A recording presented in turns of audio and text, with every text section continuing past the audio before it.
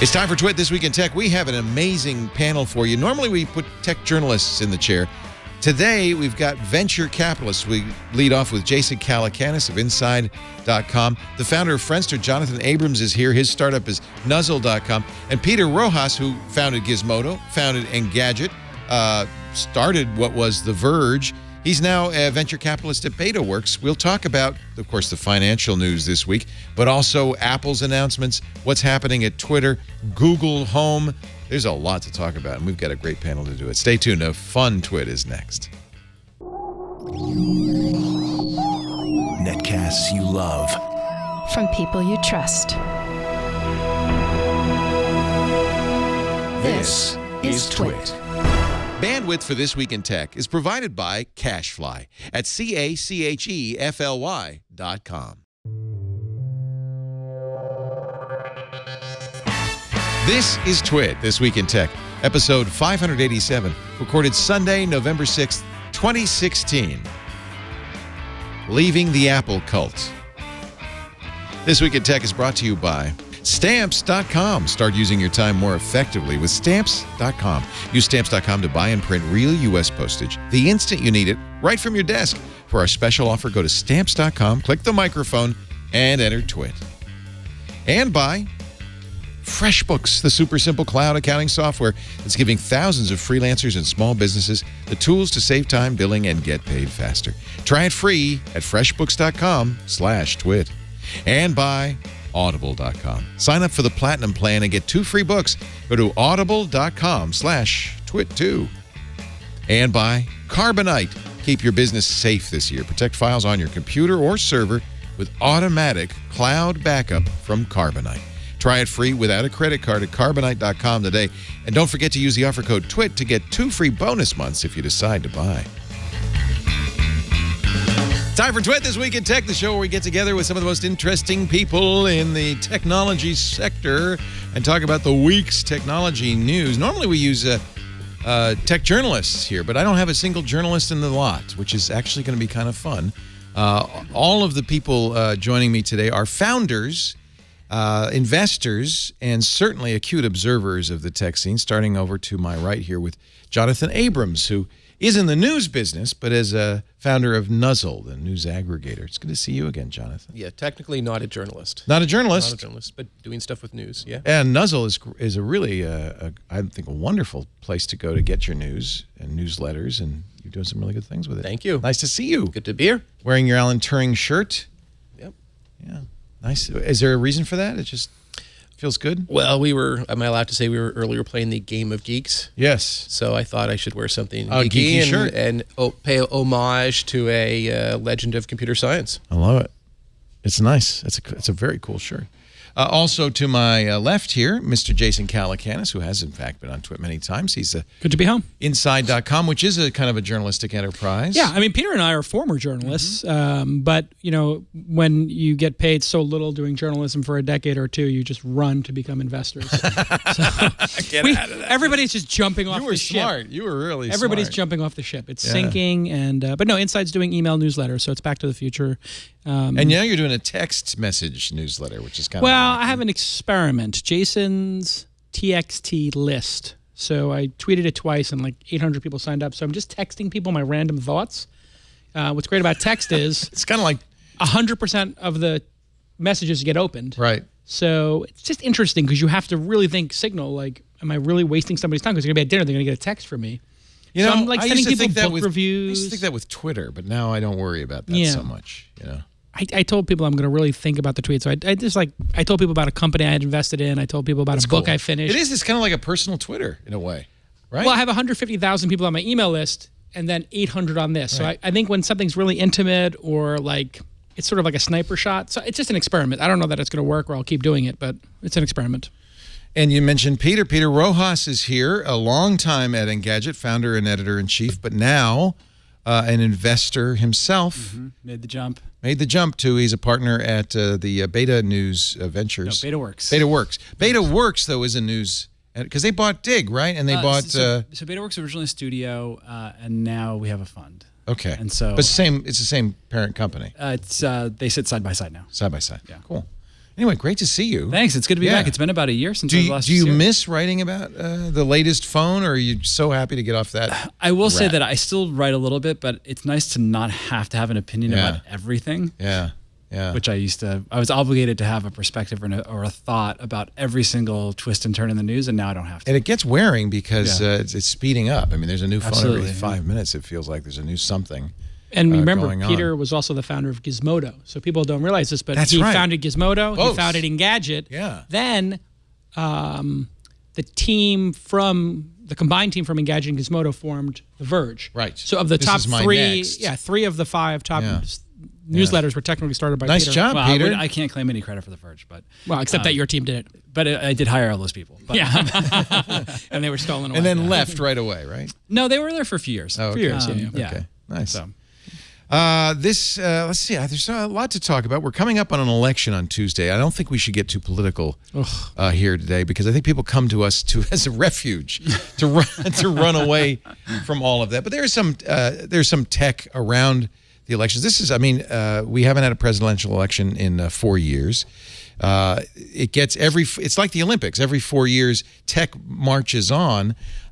This definitely heavily influenced by Twitter, this particular presidential election.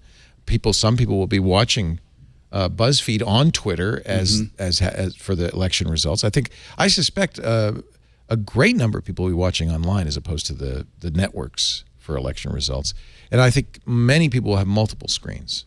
At least the real junkies, yeah? Yeah, I think one of the things that'll be really different is that it used to be, especially before social media, that if you wanted to hear rumors about exit polls and sort of those early projections, you couldn't really find any of that information. You had to really wait until the polls closed and the networks made their calls. The networks are really gatekeepers. Yeah, and I think now we're going to see throughout the day on Tuesday, early exit polling, people are going to start making calls. I don't think any of the big organizations are going to start to do it, but you'll see a lot of discussion on Twitter from people. I mean, you're already seeing somebody making projections about the early voting in Nevada, for example, right now. And a heavy Latino turnout. And could that be good for the Democrats? It's part of what's been happening in journalism, which is the rules that were maintained by the small handful of people who had the bully pulpit, the New York Times and CBS News. Those rules are out the window now. It's you might say a race to the bottom. It's certainly a race to file, and so things like holding off until the polls close. That's not going to happen. That's not going to happen. It's a big, heavy philosophical discussion at the networks. Yeah. Nobody's even. There's no moral. I think that the networks will still hold to it. I think for me. But will they? Because if they're getting scooped online, are they going to still hold their tongue? It's only a matter of time before they say, "Well, it's out there. We're going to say it."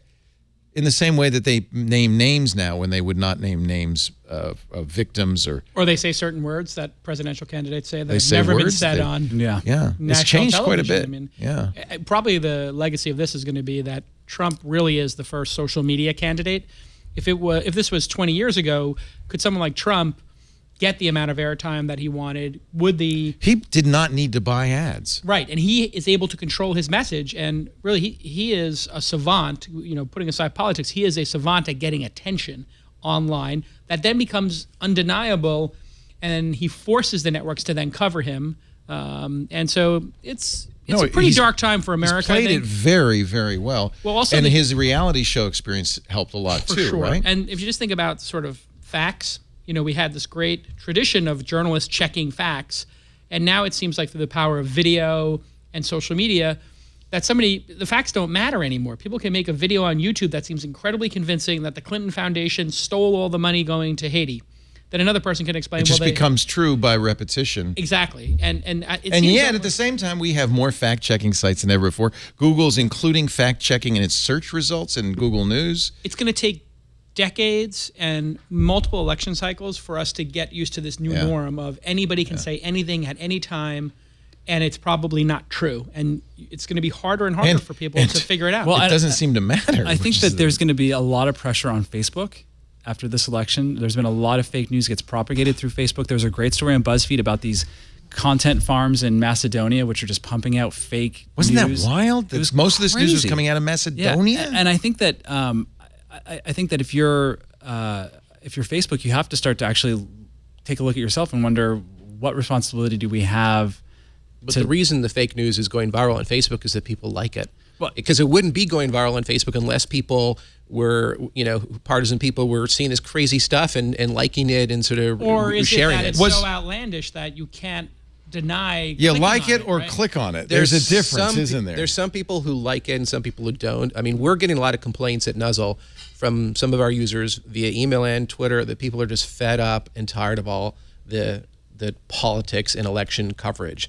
But the thing is, Nuzzle, we don't have editors and we don't decide what people see. They're actually only seeing the top news shared by their friends. Right. So on one hand, their friends are obviously tweeting a lot of this news. That's why it's in their Nuzzle feed. On the other hand, people are complaining to us that they're getting sick of seeing so much of it. And Facebook, by the way, decided to do the same thing, originally doing some curation on their topics, and probably wisely said, this is a recipe for disaster. Let's just let it happen. And then they at least have the out that you have. Well, that's what your friends are. They went from having accusations of bias when they were using humans to now having fake news accidentally getting promoted. I think they're going to have to figure out what's the right balance here, because no algorithm is perfectly neutral, right? I mean, there are implicit... Far from it. Exactly. I mean, there are implicit decisions and outcomes that arise from the decisions that they make and how they tune the newsfeed. And I think that after this, I think that not just Facebook, but I think any channel that people use to get news, I think is gonna have to look at what kind of responsibility these platforms have to at least diminish the amount of dangerously fake information that's being put out there. And it's a hard question to answer because it's hard. Whose job is that? Is that Facebook's job? I'm not saying.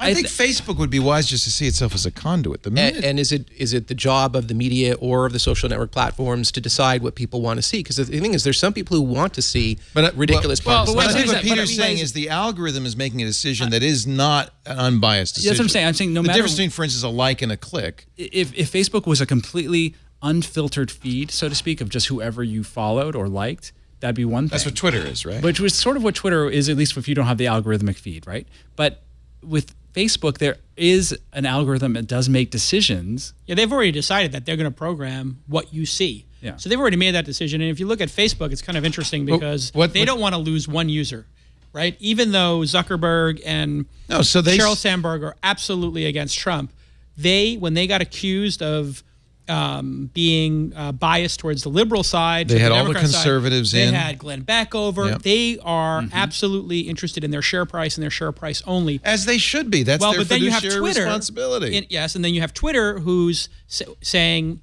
hey, Jack is, a social activist. He's a social justice warrior. He's banning conservatives from the platform, making decisions on what they say, is that breaking true, the terms of... Well, he did. He banned Milo Yiannopoulos. And he banned... what was the guy who just got banned the other day who was posting... There's like 3 or 4 of the right-wing folks.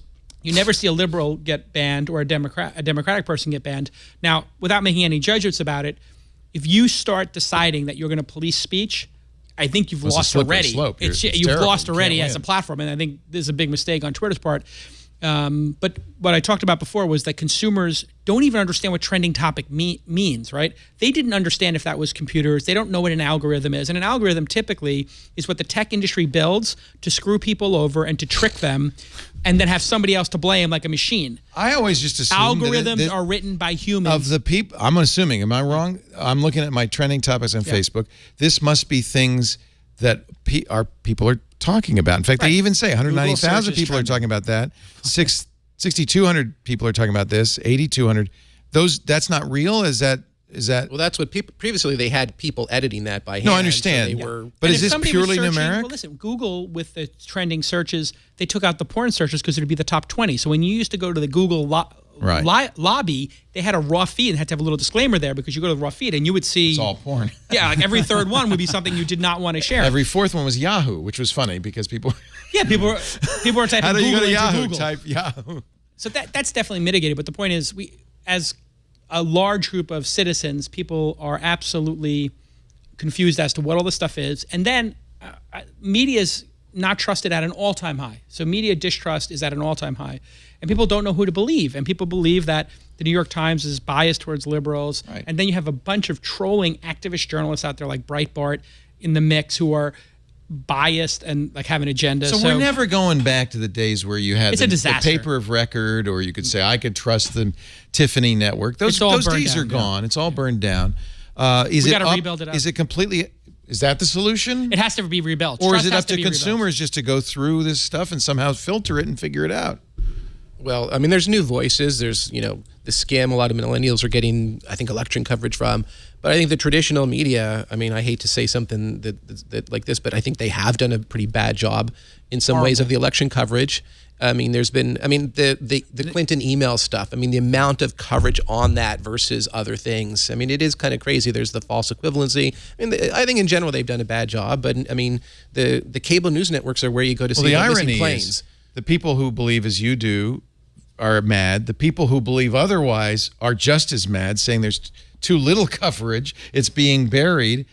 Trump tweeted, Facebook and Twitter are sitting on all this stuff. They're burying it all. So nobody's happy. In other words, nobody's happy. Everybody whether true or not, everybody mistrusts all the sources. So what do you do? Well, I will say that newspapers have generally done a better job than the cable. Yeah, but nobody networks. trusts them. So Yeah, but it's interesting how the Washington Post is actually the coverage of at the Washington Post is Jeff Bezos has done a very good job, hasn't he? David Fahrenholt, I think, has been doing his coverage of the Trump Foundation. I mean, Yeah. it's been excellent investigative journalism, and Is that because of Bezos I think putting it's in money because of and Bezos encouraging putting them? in money, and They don't have to worry about the profit margin at the end of the day. Yeah. They just can't lose too much money. So all of these But that's media not a institutions... that's not a viable yeah, way of exactly. the dangerous. patronage model is not No, a I viable actually think way it to is. keep journalism. I It actually- is? I disagree. I Is think that what's- how it's going to be? I think what's going to It's happen going to be the is- Medicis funding journalism? Here's what's going to happen. I think that as all these things crash, like CNN has obviously crashed this election cycle, and nobody trusts them. What will happen is consumers will realize if I want to have high quality content, I need to pay for it. And you only need to have 5% of the audience agree to do that. And you just need to have these news organizations be rebooted in a smaller footprint. And that's what we're doing on Inside. That's what the Skim's doing, which is let's just start over and let's have a small operation. It doesn't have to be wildly profitable. And let's try to rebuild trust and do original reporting. And it could go back to the days where, like, Frontline, 60 Minutes, a lot of these things were lost leaders or break-even prospects. I do People feel like forget there's a that thirst. the local as- newspapers were always a subsidized business. Sure. I mean, they made money from the classifieds and all these other things. They had local monopolies. I mean, the sort of traditional quality journalism never really was profitable in and of itself. Yeah. Well, it was something to separate the full-page ads, but that's how newspapers were created. Right, That's how right. they've always been. But I think we're saying there's a thirst for a reliable, trustworthy source. Yeah. They're going to be built in the next 20 There are a years. couple of issues. One is there's probably a thirst for a reliable, trustworthy source that believes as I do. So there's that filter bubble issue. People want right? the filter bubble.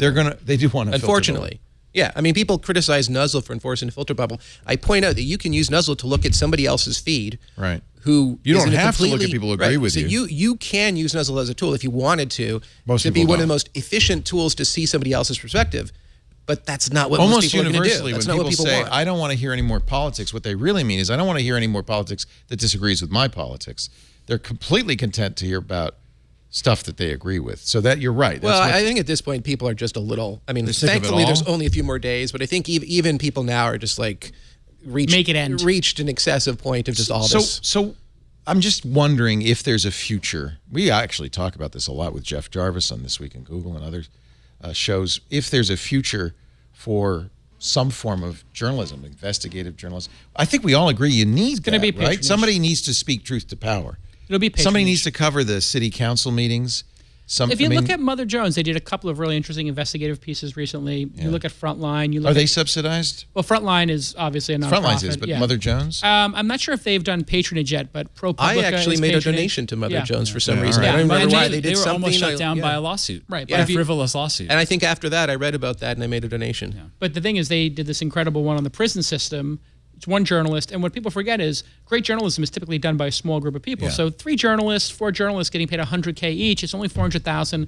If you think about if 10,000 people want to support that, it's $40 each. What about it's new not media? That much What money. about podcasts, YouTube, places like that? Can those become a platform for the future of journalism, or is it going to be in more traditional? Hasn't it forms? already happened? Yeah. Yeah. Listen, Yeah. we're- Somebody's you- saying you I led trust us the up young. that hill. Somebody's Yeah. saying I trust the Young Turks.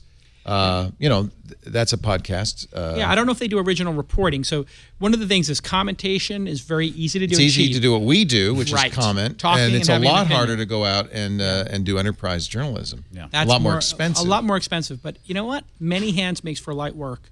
If you have 1 million people reading a site and 5% decide to do patronage, and they pay $10 a year or $100 a year, this could be a big number. And so I think that this crashing is going to have a great effect, that new platforms will be built. All right, let's talk about some other stuff in just a bit. We're going to put poor Peter Rojas back to work and talk about Macintoshes. Sorry, Peter. I'm sorry, Peter. In a little bit. Great panel here, though. And I wanted to start with something a little bit philosophical and timely. I think that was great. Jason Calacanis is here from inside.com, and the launch festivals. Is it already called a festival? I feel Launch it's a festival. Festival is a festival, Yes. and Scale is our how to grow your company. All of those are free for founders. Nice. So we do that all for free for the community. Peter Rojas from Beta. Works. I want to say Beta News all the time. Beta works. No, Beta News is something else. There is something called Beta News. Beta Works. What does Beta Works do? BetaWorks is a studio that creates internet companies, and so Giphy. Was one of the Love the companies. Giphy. Yep. Got to Very that's got to be a popular. hot topic. Chartbeat, hot one right now. which Jason is an Chartbeat, investor love was the the Chartbeat. first investment in Yep. Chartbeat. Bitly. I've heard of them. Shortener. They did Nice. Surmise, which was bought by Twitter. Love Their search Surmise, engine of yeah. Twitter. TweetDeck came out of Also No bought by kidding. Twitter. Yeah. All right. So is it an incubator or? It's an incubator in the sense that they do create the companies there. Occasionally, sometimes something will a founder will have something very early and bring it in Nice. to BetaWorks, and then they've also done investing as part of that activity, and now have a new fund which I work at. And is your job to think of new things, to new products? I just work on the investing. Just the side of investing. things, yeah. Cool. Very nice to have Which you. I Peter. really enjoy. Welcome back. Thanks. Yeah. It's nice to spend money. Other people's money. Other people's money. Jonathan Abrams is also here, founder of Friendster, I think you could say the first social network. It's all your fault. I blame you. Sure. It's my fault. And Jason's. Did you have any thought, any idea, what social would mean in going forward on the internet? I mean, it's in the same way that Friendster was a frenzy when it took off, right? Huge growth, instantaneous growth. Yeah.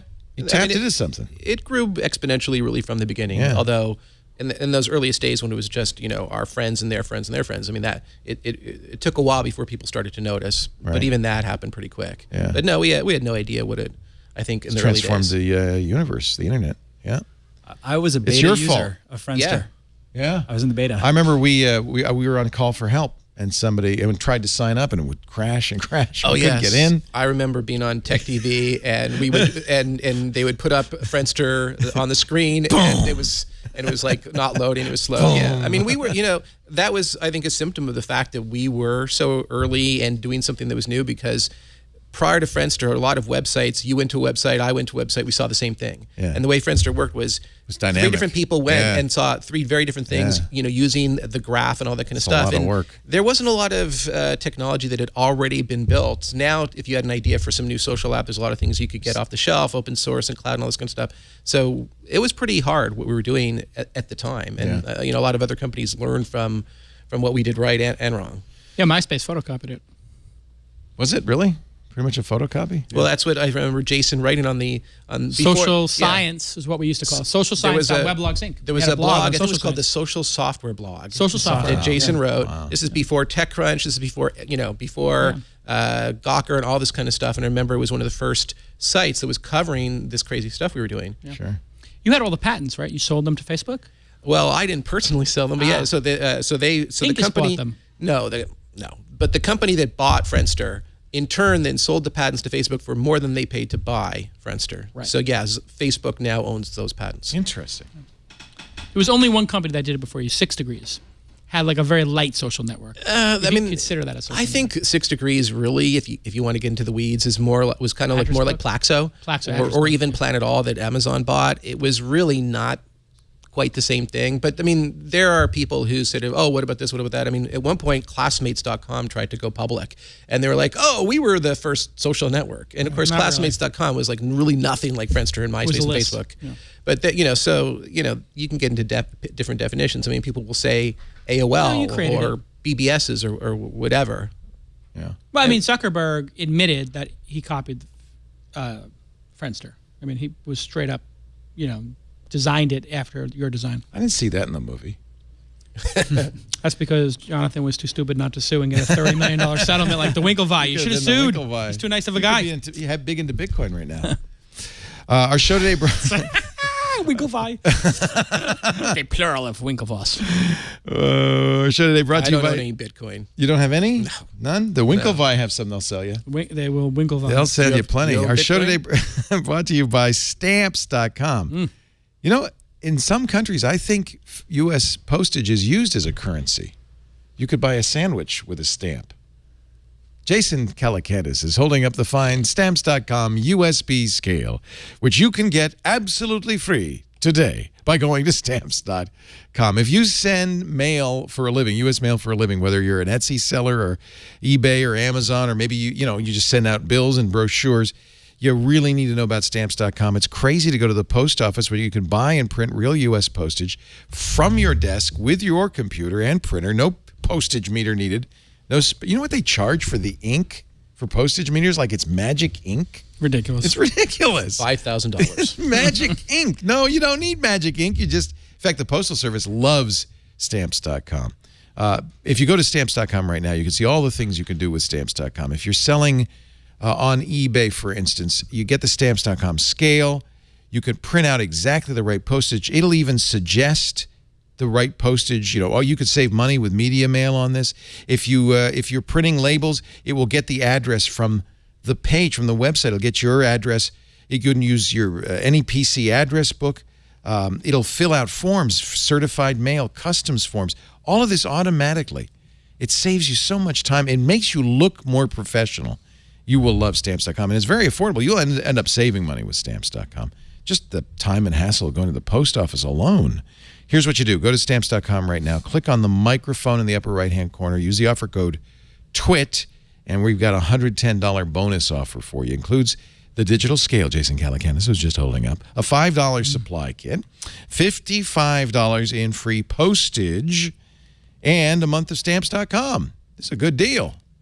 Stamps.com. Click the microphone. Use the offer code TWIT before you do anything else. Just especially as we get closer to the holiday season. Amateur hour, as we call it at the Postal Service.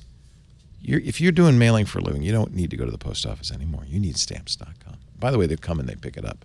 They have people to do that. So I was really...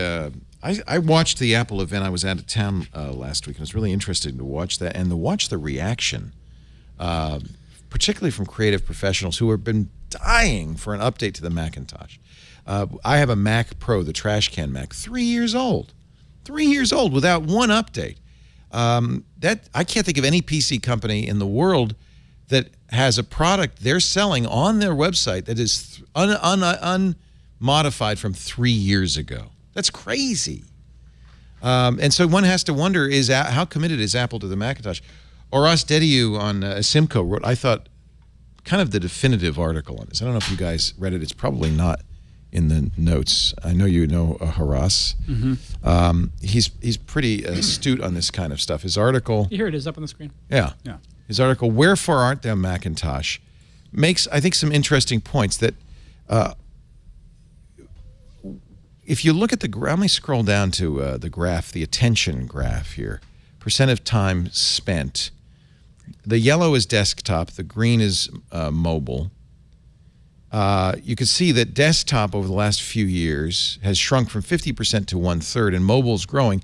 It's clear to everybody that desktop is losing bit by bit attention. But obviously, Apple's not going to stop selling desktops. There are a lot of reasons why you need to sell computers as opposed to iPhones and tablets. He points out the PC industry didn't have the same issue that Apple had. The PC didn't have to share its resource pool with an iPad or an iPhone. It didn't have to answer for its existence to a phone. PC makers and Microsoft aren't fighting with a usurper in their midst. They can see the challenge. In fact, they tried to make mobile, but they needed to do it within the desktop computing environment. At Apple, he says Apple's immune system was suppressed. It allowed a disruptor to emerge from within, the iPhone. It gave birth to its future, but it brings us to the question of what to do with the incumbent, the donor of the DNA and the resources, the parent that sacrificed for the child. And as a result, Apple doesn't treat the Mac disparagingly. It deserves and gets respect. It's preserved, but with limited responsibilities. And ultimately, the question for Apple is, what is the purpose of the Mac going forward? And he says it comes down to direct input devices and indirect input devices. The Mac is what the iPhone isn't, an indirect input device. Keyboard, mouse, trackpad are what define the Mac. The OS is designed around it. And I think a lot of people say the Mac should become a touch platform. He says Apple will never do this because essentially what's happening is they're going to ride this desktop computing, indirect computing platform all the way down. The problem is that today you can't replace a PC, a desktop, with an iPad. No. You're close. I use the iPad Pro, but I really need to use Chrome natively, so I can use this when I'm watching TV shows or playing a game or surfing the web, listening to podcasts, whatever, but it's just not a replacement for doing serious work. So Apple can't kill the Mac yet.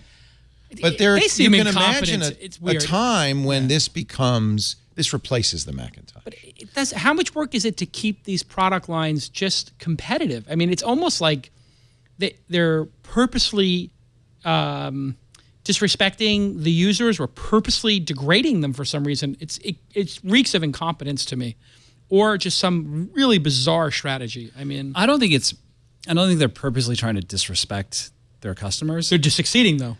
But they may be doing that unintentionally. How many of those fanboys are upset right now, though, Peter? Like, But the all other- of them the are other- pissed. But they just said, oh, like their MacBook Pro sales are the best they've ever had. And That's smoke. Or they're strong. We all know that's smoke because they're saying they can't keep it in stock. That has nothing to do with the actual net sales, and it's been backed up for 4 years without an well, update. that is true. What would it take to get those people upset? Fanboys are so forgiving. They're pissed. Here's what I think, and I'm certainly not I have no history as I think an Apple defender. No.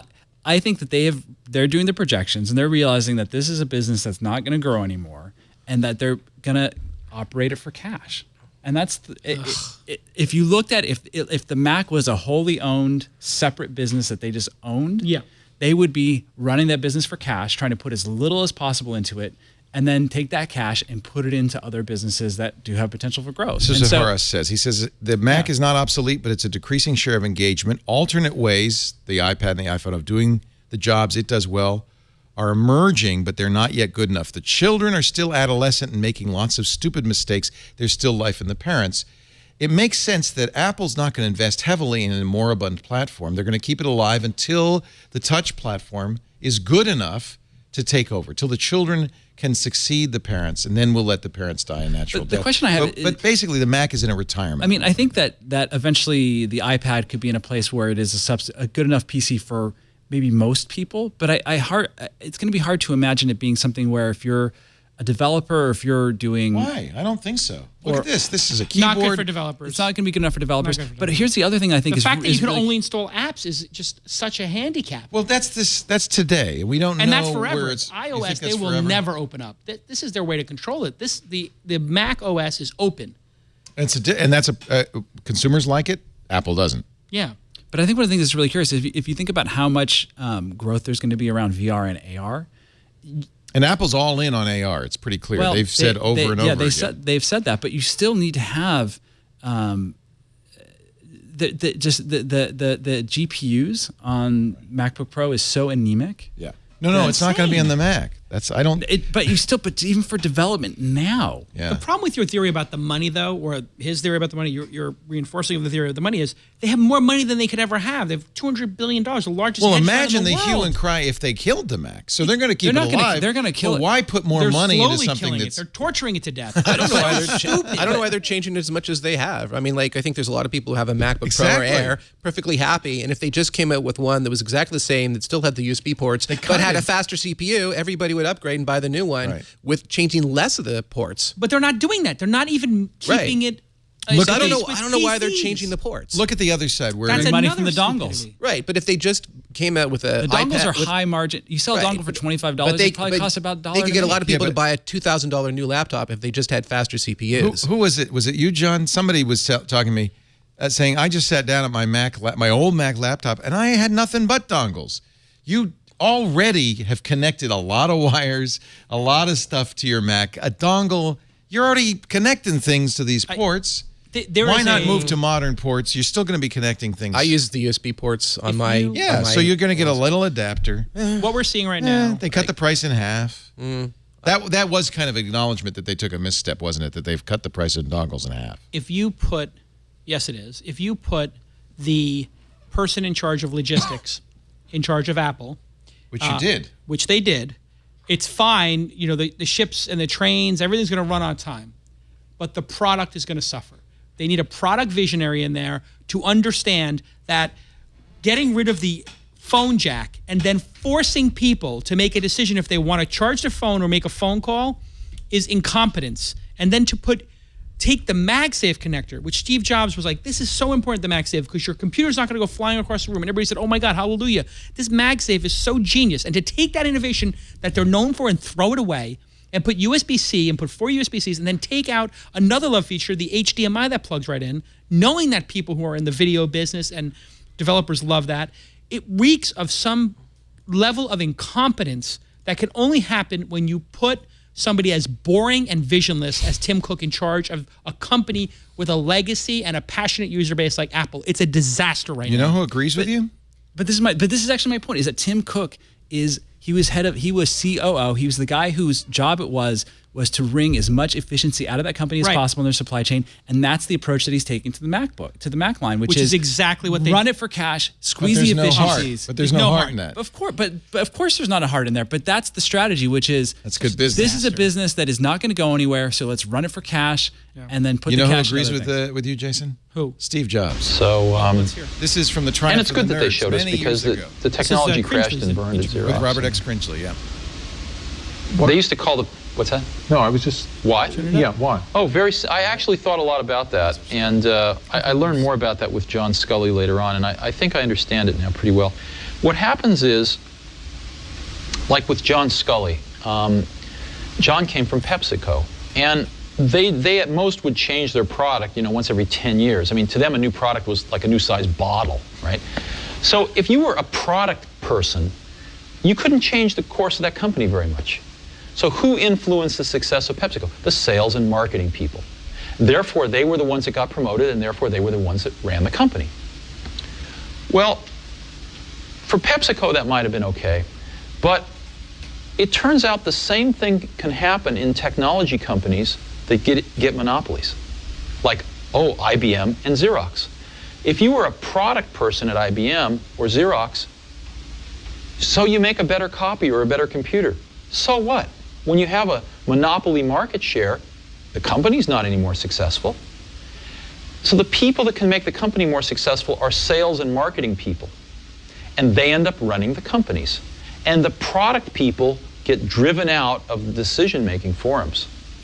I think Steve at this point was talking more about John Scully than he was about the Apple of 20 years from now. But is that kind of what's happened? It's obvious what's happened. I mean, it's obvious. All the decisions that are being made today are being made in the schizophrenic way, which shows that the visionary product teams are not being allowed to do what they want to do. And then somebody like Tim Cook is doing some operational thing to manage Wall Street, to manage the amount of money. They should just say, F you, Wall Street. If you don't like the stock, go screw yourselves. We're going to make products that are transcendent and innovative. And it's not going to be the most efficient process. We're not going to manage for cash. But you're talking, as I am, as a nostalgic Macintosh lover, not as a... I mean, that's nice because we miss and love the Mac and we think the world of it, but it's not really very full. Most people who own an iPhone or iPad do not own a Mac. Right. That we know that to be true. But I think one of the challenges for Apple is that they had a bunch of big successful franchises, right? They had the iPod, they had the iPhone, they had the iPad, which is maybe arguably not. Was it double? Is definitely two big franchises, arguably maybe a third. 2.5. But they don't have an obvious next big franchise on the horizon. Yeah. And so that is the problem. We thought it was going to be cars, right? But then they've really scaled back that initiative and doesn't look like it's going to be that. Augmented reality. The TV. They gave up on TV. But what they do with augmented reality is still really unclear.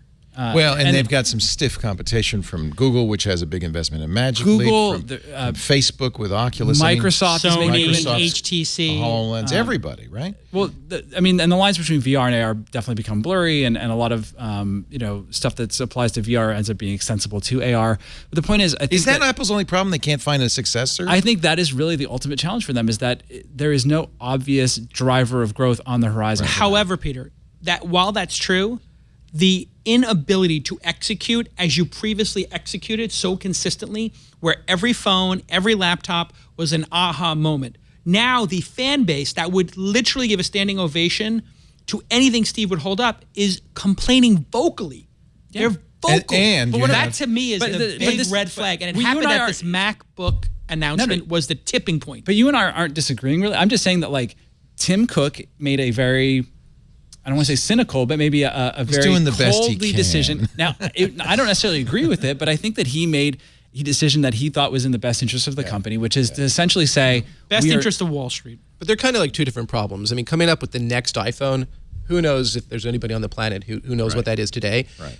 Coming out with new MacBooks that every MacBook fan would like, that seems like That's a lot easy. easier to do. Easy to do. Layup. I don't know why that was so hard. But I guess, but I'm saying if you run the numbers, it may be that the difference between it ends up not being like necessarily like a meaningful number in terms of from a business point of view. Yeah, but you know point what, of view. Steve's It's a tiny market, but Steve's emotionally position was you paint the back of the fence that nobody ever sees as good as you paint the front of the fence.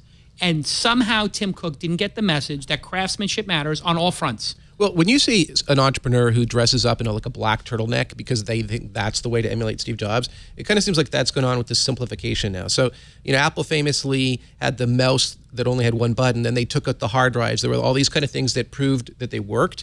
Now it seems like let's take out the headphone jack. Let's take out the random. Let's take out MagSafe. It seems like now it's sort a of money grab. It's an imitation of the correct simplification. So it's like putting on the turtleneck. It's like imitating the wrong thing. Now, what about Microsoft? Because at the same time as Apple's making these, lackluster improvements, Microsoft's stepping forward and saying, "We want you, the creative professional, to come over here." Microsoft kicked Apple's, can I say that word? Yes. Ass royally this week. Not only did they release the Surface, Studio? Yeah. Which, to me, you look at it and you're like, I want one. I want one badly. And I haven't used a Windows computer in a decade. And then, as a side dish, they launched their Slack competitor in the same week. Yeah, this Microsoft new Teams. Teams, like, these guys are firing on all cylinders. Really, you think Teams is a strong offering? Listen, the fact that they were able to put together something so quickly to challenge a nascent company like Slack. What did you think of Slack's full page? That was nutty. That was a bad move. Somebody's got to talk to. I'll talk to Stuart about that. But that was silly too. But anyway, remind me a lot of but the subtext of that is Jobs that when IBM came out with a PC. Remember, Apple put welcome IBM. That was a mistake too. Yeah.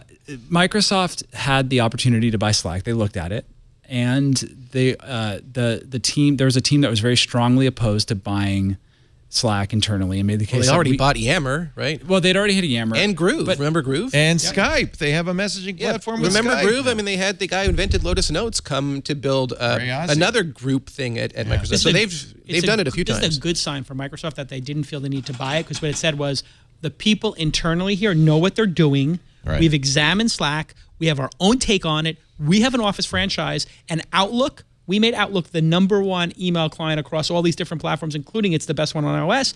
That was an acquisition. Right. A good one. But a great one. But they are firing on all cylinders at Microsoft. I think that you give up the desktop, that's where the power users are. That's where the people who make the content in the world are. If they start losing Mac video editors and Mac artists to this new Surface thing, that is horrible. Where do they for go? Apple. They go to Windows? They go to Microsoft? We'll find out. I mean, it depends on how if this thing is drool worthy, is it actually efficient, and does it make you more productive? Right? Can you make better art with it? That's the question I have. It's certainly drool worthy. Yeah.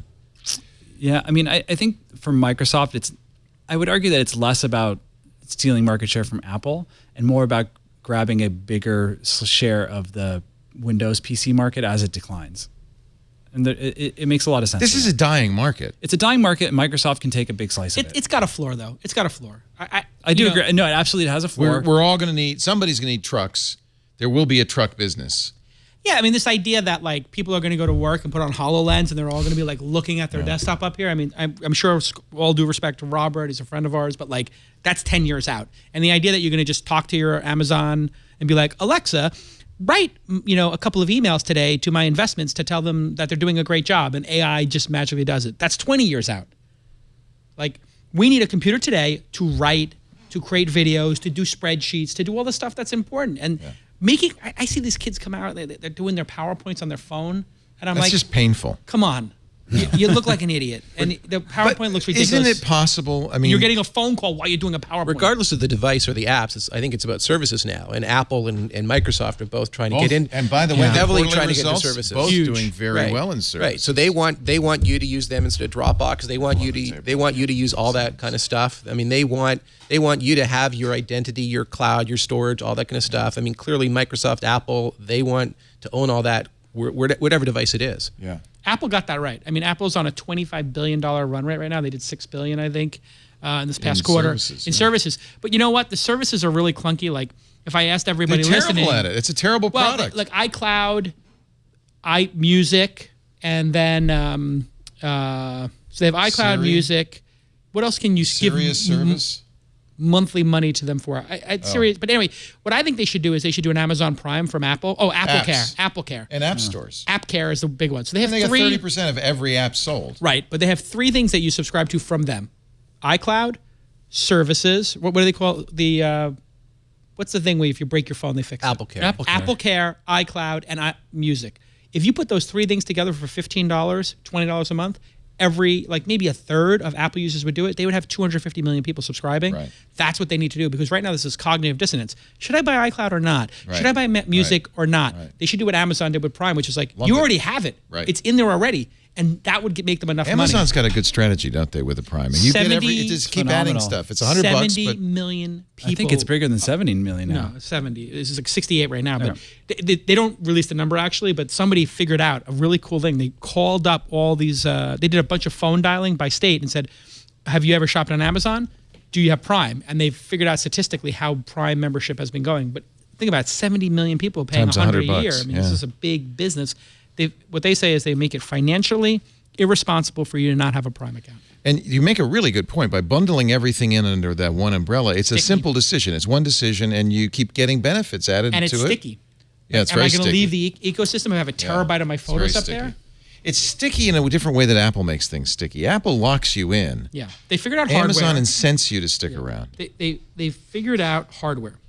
Now they're figuring out services. They still suck at software. They're kind of like 2/3 of the way there. What would be the really incredible move would be to put music and buy Netflix or Hulu and buy one of those services and bundle it as well. So when you Right. buy a phone or you buy an iPad, it just comes with that. But we have to talk about, when is Tim Cook getting out of that chair? Because he is killing this company. I mean, I know they have a ton of money, but he has to get out, because Johnny Ives phoning it in. Board's not going to push him. He'd have to have like 2 really bad quarters. More than that. At least. They're selling less iPhones now than they ever did. but So everybody they had their acknowledges worst- there's a good But the reason for that. smartphone market's peaking, so Yeah. that's not just Apple. That's not his fault. There's tons of reasons of why you might defend him. All the cash in the bank, the iPhone franchise. But you know what? We're starting to see the actual fans turn on them. But what do you think would drive? I'm not sure that the fans are a uniformly A small group I think there's is. a small vocal group. Those but- folks were cult members who are now leaving Scientology. Right. They're leaving the cult. And I think Apple would say we don't need them. It's a small number of people. Yeah, let's see what happens. How important is those people? Lose your to them? base. Okay. I don't think. Is it your base? Your base isn't. But the point- Apple's but the base point- isn't but that the point is, anymore. what would- Apple's base is mom and pop. It's everybody who owns an iPhone. It's not the Mac. I'm Make just saying. the apps. Who is what? There have for the board to replace Tim Cook. They're not going to take a step like that lightly. Oh, the I stock know. market would kill him. The stock would crash. I don't know. Just because of the turmoil. And by the way, it wouldn't just be Cook. It's that group of cronies. It's Phil Schiller, it's Tim Cook, it's Craig Federighi, it's Eddie Q. Mm-hmm. There's a little mafia there. I don't know what Johnny Ives' status is right now. I think he's Yeah, on- I I think think he's he's on out. sabbatical, frankly. He's not on sabbatical. Well, he's not on He's not sabbatical, engaged. but he is not engaged. The reason why the watch even happened at all is because that was sort of the only thing he was really And he's done. interested in. And then he did it and didn't really I'm go done. anywhere. Yeah. He's still involved. He's still working on things, but he is not as inspired as he was. And I think part of it is that for him, it was about his working partnership with Steve. I mean, frankly, you're right. they ate lunch together almost every day, or not, all the time. No, he says that. And so I think that losing that collaboration is just hard. You know what? This is a very evanescent thing. This magic that a couple of people can do in an industry. It's more likely. It's less likely to happen than more likely. It's not something you see a lot of, and it's not at all surprising that it might just disappear in a puff of smoke. They launched a news product, in the same sort of world as Nuzzle and Inside, and I found out that they had worked on it prior to launch for 2 years with over 100 people. and it's the most basic, kludgy thing ever. And you could have written in a lunch. Well, as a startup guy, I found that really confusing because Nuzzle's 6 people, and I could imagine us, if we had maybe 15 people doing some more stuff, but 100 people, I don't even know what they'd all be doing. It's the mythical man. The most innovative 85 thing, of them aren't doing anything. I think the most innovative thing to come out of Apple is going to be their new headquarters this decade. Under Tim Cook, their most innovative product. Isn't that always the case, though? You build the headquarters, that's it. That's when you know a company's over. You peaked. You have peaked. You're way too much time in that damn headquarters. So we'll know the real bad moment will be if they change their logo. That's always the bad moment. To change the logo. I mean, it's going to be a swoosh. If the other thing that was really troubling is they couldn't seem to figure out how to do the television service. Now, this is something that they were good at. They couldn't get anybody to cooperate. They couldn't get anybody to cooperate. That shows another massive change. They did not know how to negotiate. Right. But that's why they brought in Jimmy Iovine. That's why they brought in these guys. They can't get it done. They're heavies in Hollywood. Eddie Q's going down Verizon's going to get it done before. But the problem is that they went to Comcast, for example. The problem is Comcast doesn't want to do it. Comcast doesn't need them. They Comcast doesn't need them. Comcast owns the pipe. They own the relationship with the. They have the content and the pipe. What do they need? They don't them need for? Apple. Apple's also been pretty slow with the M&A. Like they could have. Why not They've been buy very slow. Roku? They have ridiculous. hundreds of billions. Yeah, they've of got a dollars. huge amount of Spotify. money. They could have bought Roku. They could have bought a TiVo. I mean, I think Google, Facebook, these other companies are more aggressive about M&A, and Apple has huge amounts of money and seems to have done fairly limited M&A. The biggest is Beats. They bought a headphone company. By the way, a terrible acquisition.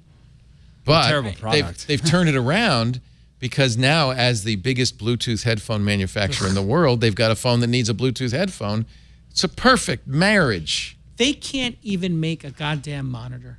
I've been No, they trying got out to of the buy. business. They got out of the business. They're monitors. out. It's They dumped it. ridiculous. Like, They're gonna how let can LG you not, do that.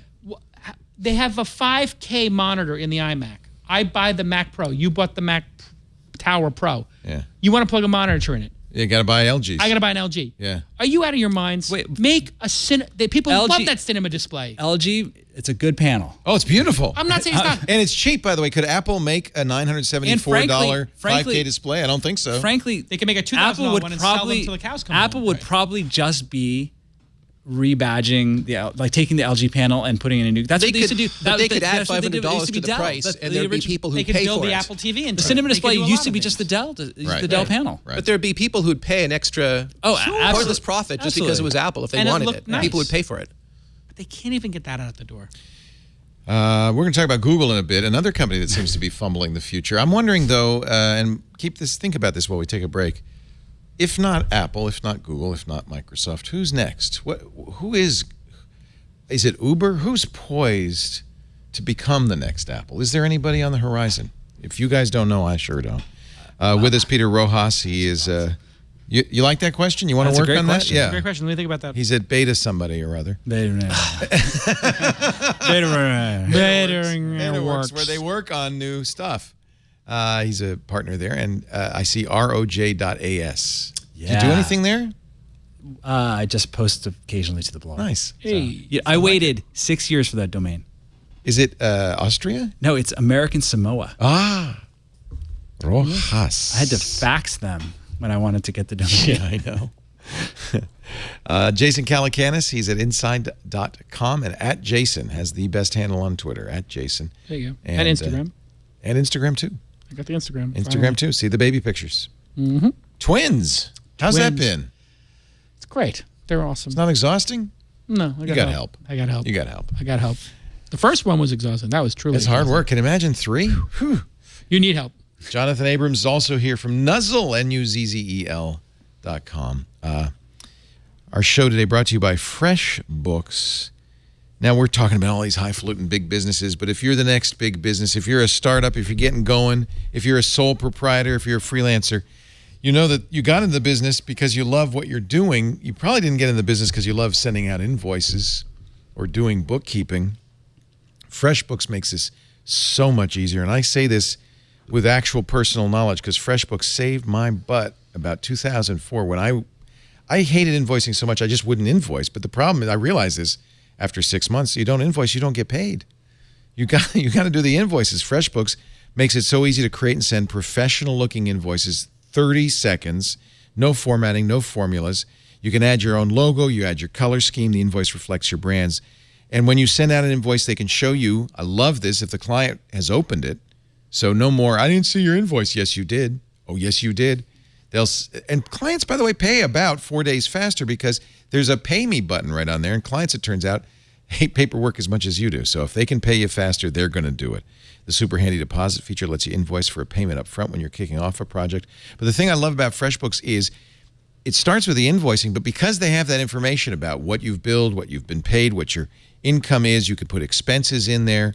You can use the FreshBooks app to take pictures of receipts and all of that. You also get a really good idea of how your business is doing. FreshBooks' newly designed dashboard makes it super easy. You can just look at it and say, am I making a profit? You'd be amazed at how many freelancers can't even answer that question. Did you make a profit this year? How much was it? Don't know. Don't know. Just paying the bills, hoping I survive. Go to look at FreshBooks. You'll know exactly. You'll know at a glance what you're owed, what's overdue if you're in the red. The notification center will kind of be your personal assistant, letting you know what's changed since your last login. And if you have overdue invoices, things like that, they'll even automate late payment reminders. They take all the pain out of it and give you the information you need to do better.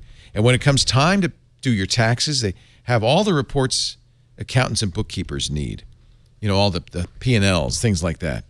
This is a great solution. Right now, you can try it free for 30 days, a 30-day unrestricted free trial. All you have to do is go to freshbooks.com/twit. And there's a little space there on the form that says, where did you hear about us? If you do me a favor, just write in This Week in Tech. I'd sure appreciate that. 30 days free. freshbooks.com/twit. We thank them for making Twit possible. Get ready, Jason, because we got an Audible coming up. Oh, I got about seven recommendations. Oh, me too. I can't stop it. I just I'm so addicted. I'm getting behind though. I need a commute. Without a commute, it's hard. Got the Google Home yesterday. We were playing with it a little bit. Did you get one yet? Yeah, I got one. I just got it on Friday. I like, it's the Google Assistant. I mean, you're using a Pixel, so it's the same thing. It's the same thing. In fact, when I had the phone out and I had the Google Home on my desk, they're going back. New trigger word. It's funny because it'll sort of say another device answering. It will say that on the phone, and so right. it'll the Google, but it doesn't. Oh, it didn't work 100%. So sometimes like the phone would answer, or sometimes the Google. What do you Home. use it for? But it What's does. your It does. number one command? So I just got it. Music? Been using it for music. Been using it for adding stuff to my calendar, which is actually kind of cool. Oh.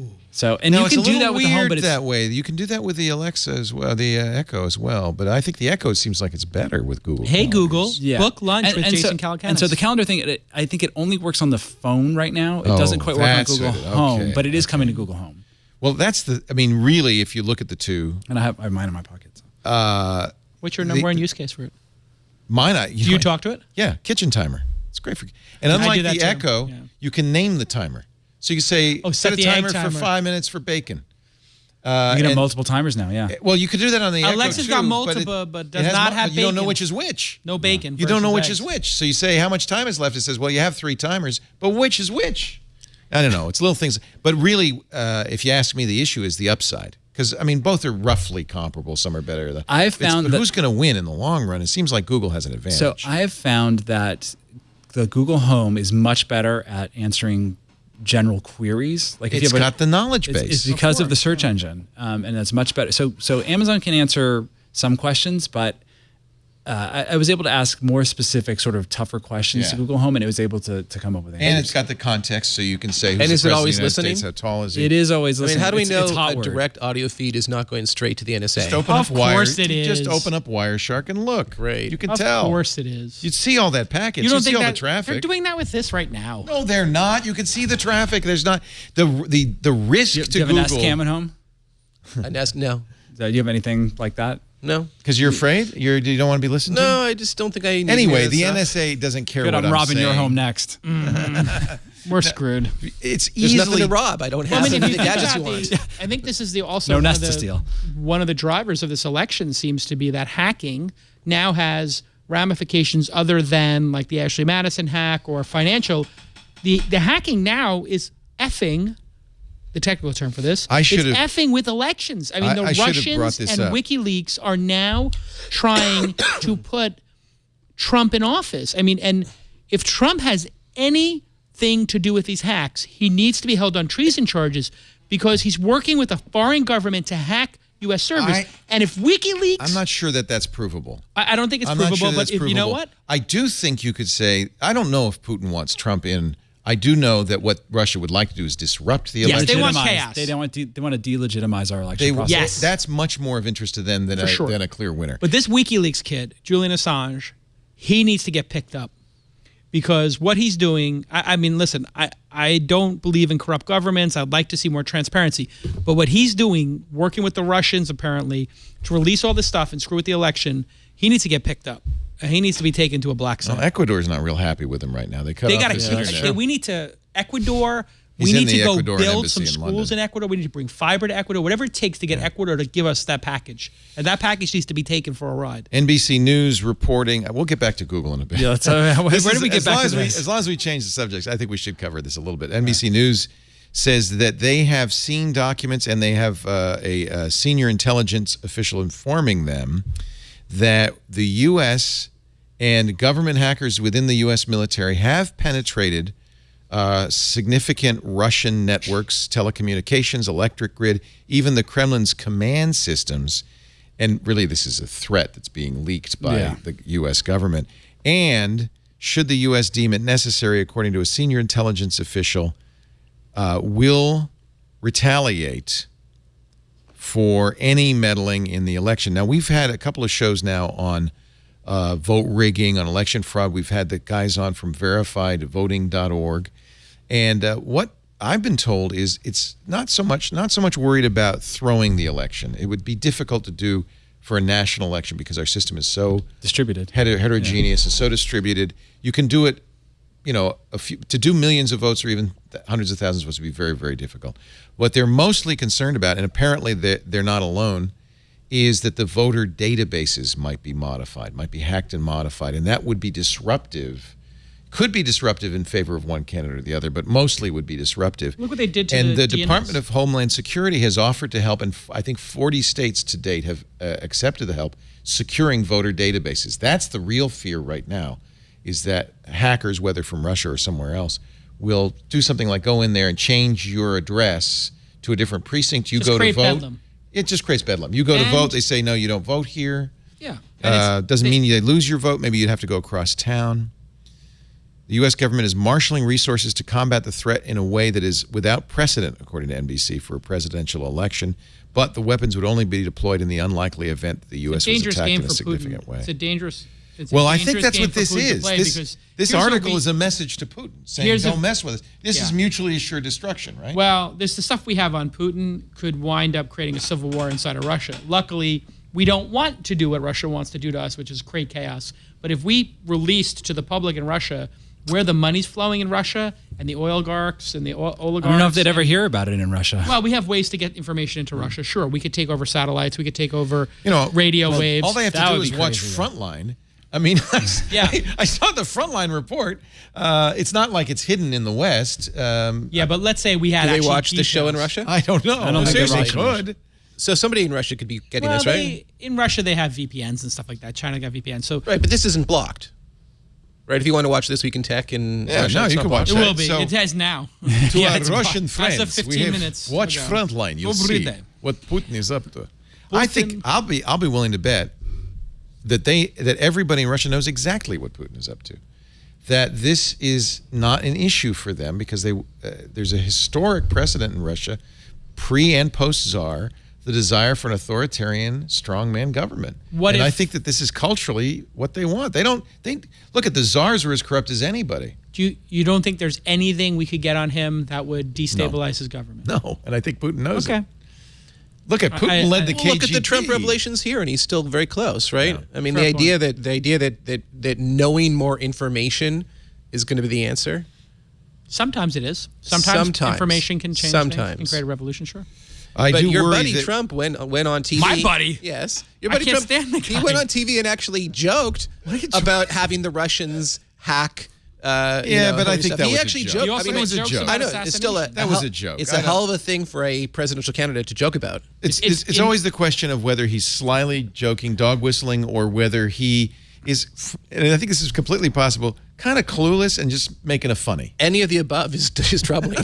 Any of the above. We talked about this on the drive up here. My theory is I think that Trump is so addicted to the feedback loop of audiences. That's what I think. That in he the moment, keeps trying things until the audience goes, and then the audience, and then that's what he says. Yeah, he's like, oh, if I say we're gonna beat that completely guy up agree in the with you. audience and everybody And they cheers, cheer? great, I'll do Good. it again. Yeah. No, I think But you're the exactly problem is he lived through, Martin Luther King, Malcolm X, Bobby, John Kennedy, Medgar Evers, all these people who were assassinated. Like, you cannot play this game because crazy people, they don't they're care out if there. they're killing John Lennon or Ringo Starr, or Jimmy Carter. They don't care, and it could blow back on him. And So how many meanwhile- times have they pulled him off the stage? The Google Home. Did you see this? Android installed on 9 of 10 mobile devices. That's not risky for Apple because they still own The money. the money, Yeah. right? Because these are cheap devices, basically. Certainly Apple not- has certainly the not good for most them. revenue, the most profit, not the most units sold. But boy, that is kind of A few billion of those devices are probably in the testing labs of every single startup and tech company because you'll have a room with racks and racks of every Android device to test on. Which literally in a that's way, true. Apple lucked out with Android, right? Because instead of there being another OS that competed with them, which was able to drive a profitable smartphone competitor, essentially Android sucked all the profit out of the industry for everybody else except for Apple, and maybe to a certain extent Samsung, which then literally blew up its own profit. and ironically, margin. zero for Google, or very little for Google. But the thing is, it actually that aligns with Google's strategy, which was to make sure that Microsoft actually did not end up dominating mobile. Wow. That was their primary concern with Android. No kidding. Yeah. They're just And Google always said, as long as you use the internet more, we'll make money. Everything's Exactly. a moat for them. If you look, Chrome is a billion user Right. franchise, Right. Android's a billion user franchise, Search is a billion Just user franchise. use their Gmail products, is they're a billion happy. user franchise. None of those things actually make money directly. Right. Billions of users. So why do the Pixel? What's that all about? a phone priced at Apple price point? Is it a reference I think design? it's Is to it a force business? It's to force people to do the auto updates through Google. Yeah. Put pressure on It's them. a threat to other manufacturers. Do it right. If you don't do it right, we might have to do it ourselves. I think that it also it prods the other manufacturers to stay competitive and to keep their products competitive and not to. I think the concern for Google is that everyone started to move into the sort of the mid market to those $300-400 Right. handsets, which aren't as good, aren't as premium as an iPhone, but are pretty good. I mean, you can buy a $300, $400 Android handset right now, which is pretty awesome for the price. I can think of 5 of them right now that are ton great. of them, right? Yeah. And I think that what Google was concerned about is that the Android was going to move entirely into that sort of mid-market and low-market space, and that they wanted to make sure that there's still something at the high end that's getting done, that's getting produced. Because it is a real concern for them. Maybe this is more suiting for our Android show, but as long as I got you here, Peter, I'm going to ask you. Okay. Because you use a Pixel. Mm-hmm. What the hell's wrong with Google? The messaging platform is insane. They have Hangouts, they have messaging, they have Allo. They also allow on Android Microsoft Messenger to be your SMS messenger, WhatsApp to be your SMS messenger. Google does not, in fact, offer an SMS messenger. They don't say this is the one. And now they have this RCS, what is it? RCS is not going to solve the problems, but they bought a company, Jibe, to create rich communications systems to replace SMS. yeah. They were hoping all the carriers would go along with it. Currently, it's 5 years too late. Yeah, Sprint's doing it, but AT&T, T-Mobile, Verizon, they said, well, we're not going to standardize our SMS platform. We have to have value added, Apple does with messages. So you know that was actually the one plan that BlackBerry, when it was still called RIM, had. It was they had RCS. They had two. Well, it wasn't RCS, but it was. There were two different. This is a little bit of a tangent, but there were two. They had two co-CEOs, right? And so one of them wanted to like double down, take on the iPhone hardware. The other said, you know what? BBM is actually a sleeping giant at this company. It's got a ton of users. He had a plan where he's going to go to all the mobile carriers and say, replace SMS with BBM on the back end, which was already would have been really, really easy actually. Yeah. And you can reduce the cost of data. It's not SMS. You can reduce the cost of delivering messages, and you can have a much richer experience, Yep. and you can still charge for it. Yep. And he got a bunch of carriers to actually basically sign onto it.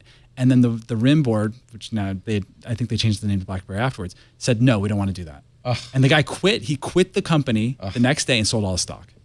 Rightly so. Yeah. He knew he got out. But why doesn't Apple open up iMessage?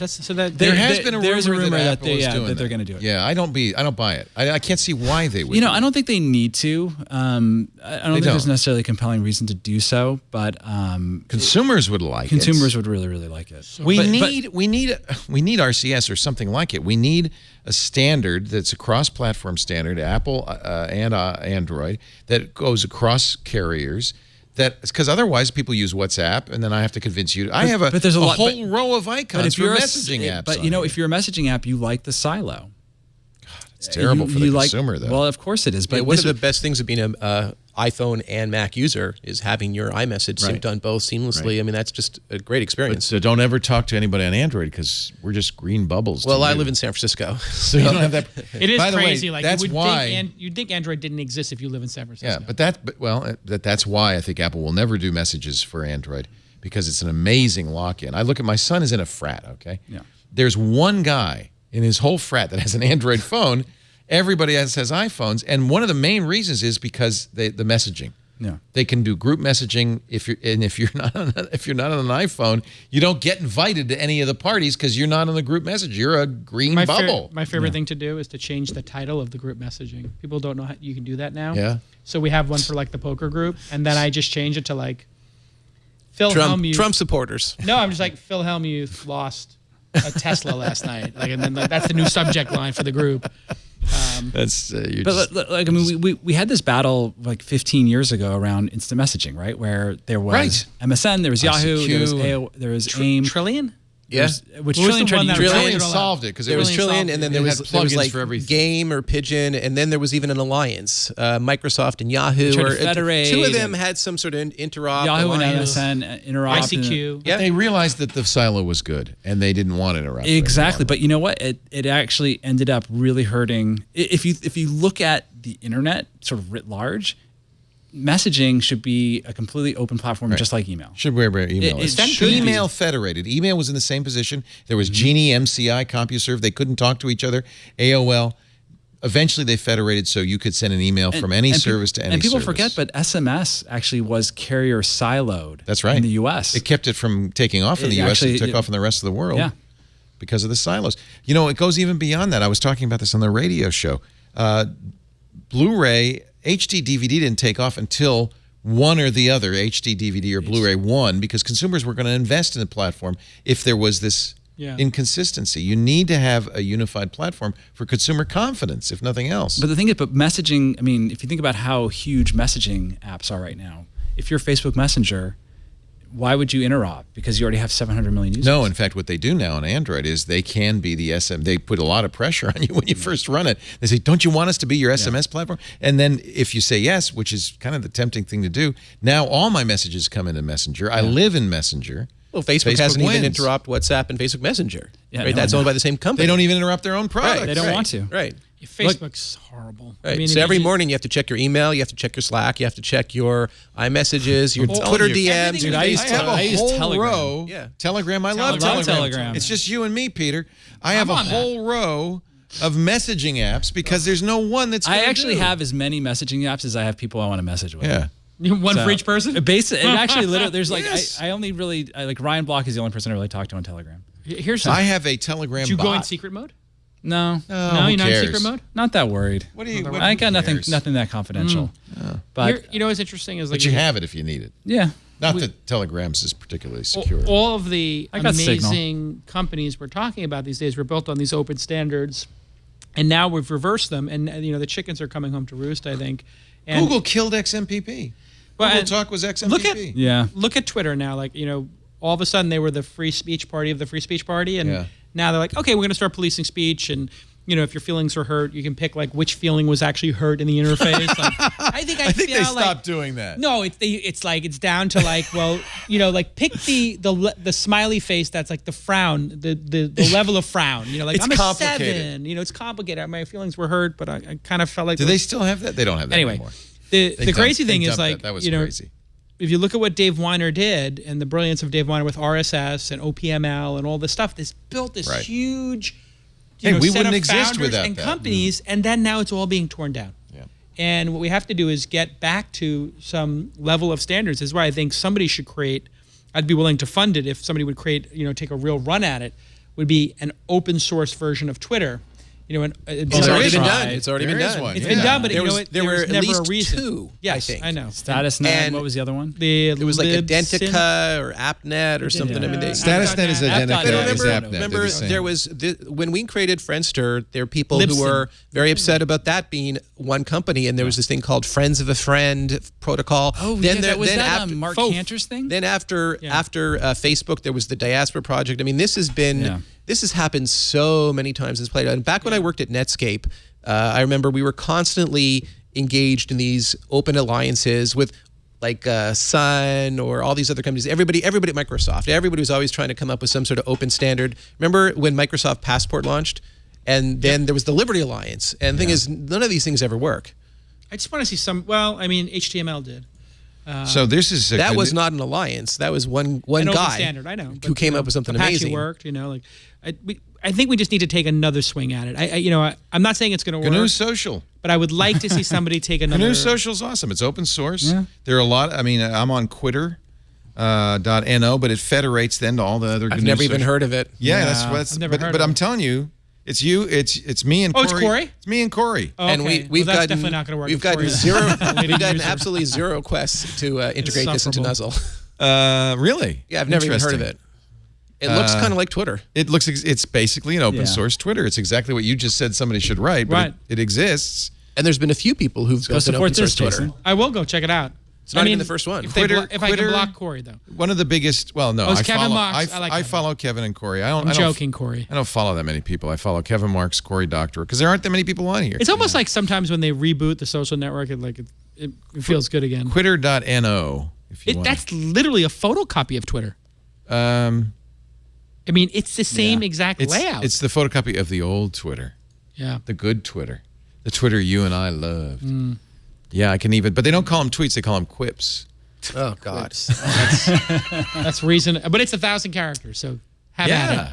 Have at it. You could put on URLs, you got a URL shortener. But can you automatically syndicate everything you do there to Twitter? It's federated. And it's probably open. Yes, you could if it's open source, you could fork it, and you could create one that's 923 characters. I think I'm still cross-posting to app.net. Oh, yeah. I was. Love app.net. This took it. over from StatusNet. They merged with StatusNet a couple of years ago. And Evan Prodromou, who is a great guy. Well, if they really start policing speech and they really start removing people on Twitter, it might be necessary. Yeah.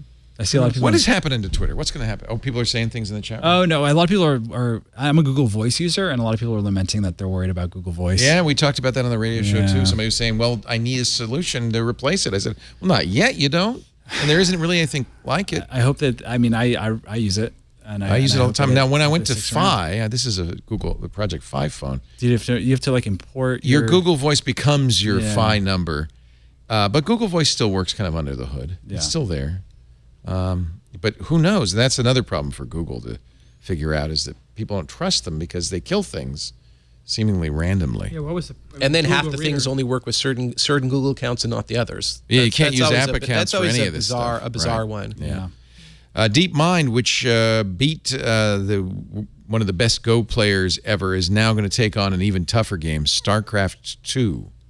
Yeah, they'll beat everybody in the world within 30 months. If they can just beat those Korean kids who kill me every time. I love that StarCraft 2, man. It's a great game, If I didn't have so isn't much it? responsibility in a family, I would do that. Do you play 10 that? hours a day. I played it. Where do you find the like time? Years 3 months. ago. No, Yeah. when it first came out, I played StarCraft. It's really for fun. 3 months, and then I realized this is not going to be a productive use of my time. I uninstalled it from my Mac because You it were was smart, so man. addicting that Yeah. I haven't it played replaces anything, television. Anything's older than Donkey Kong? No. You have no idea. Like this stuff is man. like It's a crack. great game. Yeah. It's amazing. You StarCraft. should League of Legends, Dota. You playing? No, I refuse to install this stuff because Yeah. then it's going to be 100 hours, and I can put that into my book. This is the right now Dota 2. What is it? Is the Dota 2's huge right now. e-gaming game? Oh, is this when all these nerds were in Staples Vegas. Center? Yeah. They sold out Staples Center Yeah. last weekend. Yeah. Yeah, they set Yeah. a record for the number of virgins in the Staples Center at one time. It was incredible. So I was trolling it hard on Twitter. What did they call it? Worlds? I think it was called Worlds. Worlds, that's right. Worlds was last Yeah, it's a weekend. big event. And they were literally doing the wave, and like there's like 6 people behind a screen on one side of the like basketball court, and then there's 6 people on the other side. And it went like triple overtime or something, and people were losing their ish. You wanna play a little? So it's sort of like It's a little like this. Looks like Diablo. It's really League of Legends-y. It's kind of So Dota 2 has a VR spectating mode. If you have the Vive, you could be in it. you can actually like go and be within the game I as a have to spectator. turn the music off though. I'm sorry. This is terrible. it is amazing, like the graphics and everything. It's not. It's not. This is Blizzard This isn't that. 1998. No, but you're running it in a browser window, right? Or No, this is video. This is video. streaming video. Oh, streaming video. I thought you I'm were watching. No, these I are, thought it these played. are, I'm These are watching actually people playing. Yeah. Yeah. And if you knew what was going on, I you like know, more you'd be strategy. impressed. I don't know for these. There's strategy here, Dude, but the Civilization problem is it 6. happens so fast. That's what I like. Is that Oh, kind of man. stuff. It's Are coming you out. on that? It's on out. coming It's out? coming I out. got- I came want out. Age of Empires. There's a group I installed Love it. Age of Empires. They made an open source Age of Empires, but they stopped updating it. Oh, Age of too bad. Empires was the best. What do they call that? RTS, real time strategy, like Real-time StarCraft. strategy, yeah. That's my favorite category. 'Cause Yeah, it's like 'cause poker or what I have chess. problem with Civ is it's turn based, and I like it. That's like StarCraft and Age of Empires. I like it to continue. God, we should totally have a LAN party, guys. Let's do it, man. You should totally have a LAN party. I won't take a shower for weeks. It'll be fun. We'll get Cheetos. YouTube Red only has. This is kind of depressing. 1.5 million. I subscribe to that. I love it. Well, I subscribe to Google Play Music. Is it? Do they give you that Same for free? thing. They give It's it, the same it's all thing. bundled. You know, with Oh, Google right. Home, they give you 6 months of YouTube Red. Right. Oh, they also have YouTube Music. It was I used the app. It was amazing. Then I forgot about it. Yeah. It's really good for coverage. But Is I that love 1.5 million subscribers for the music platform too? Because if it I is, think, that's I think terrible. I would guess that it's probably all Just combined, Red. combined. Oh, okay. Well, at what is it? $10 a month or $12 a month? It's $10 a month. And- It's just like all the others. You know what So the you kill- pay for this. So they're at 200 million. You have You know Amazon what's nice Prime? about it? You can download YouTube videos Yes. for offline viewing. I did this. I was in New York City. Well, I you can do that downloaded- anyways. well, without It's a paying. very simple way. If you just put an SS in front of the YouTube, you can download it. So if you type, like if you're on a YouTube URL, if you put an S and an S in front of the Y and hit enter, it goes to a website that then rips it. Is this the legal way or the That's not YouTube Red legal. way? Well, But if YouTube it was, Red- I but I YouTube think it's Red- only for Creative Commons videos. but YouTube Red, it works on your phone. You can download to your phone. So if you're going on a trip, or nice. something But you don't like get the file. that, No, it caches something. it It caches. Cashes it into the app. Amazon it Prime offline. now has offline mode, and I use It that does. on planes. And So Netflix I did is that. talking about it, Download but they're only going to do it for movies international. on my iPad. So Yeah. I did that. I downloaded the first season of The Sopranos when I went to New York, and I started watching it. Yeah. It's literally still the best show on television. even though Yeah, it's not I've on used TV anymore. Amazon Prime offline for vacations. Yeah. But the thing is, how Hotel many of these Wi-Fi services problems. do you pay for, Leo? You got the Google one. You I probably turned have off Amazon. Spotify finally. I have Amazon. I bought the And new the- and Amazon. then Oh, you know what? Apple I'll and invite you to my Google. Spotify family because it's like 6 accounts for $15. Yeah, I'd love to be in your Spotify family. me No, too. it's like We can listen to the hip hop together. it's like 5. No, but you get your own playlist and everything. No, but I know. it's $15 for I 6 have it. accounts, No, I have and I'm it, like, yeah.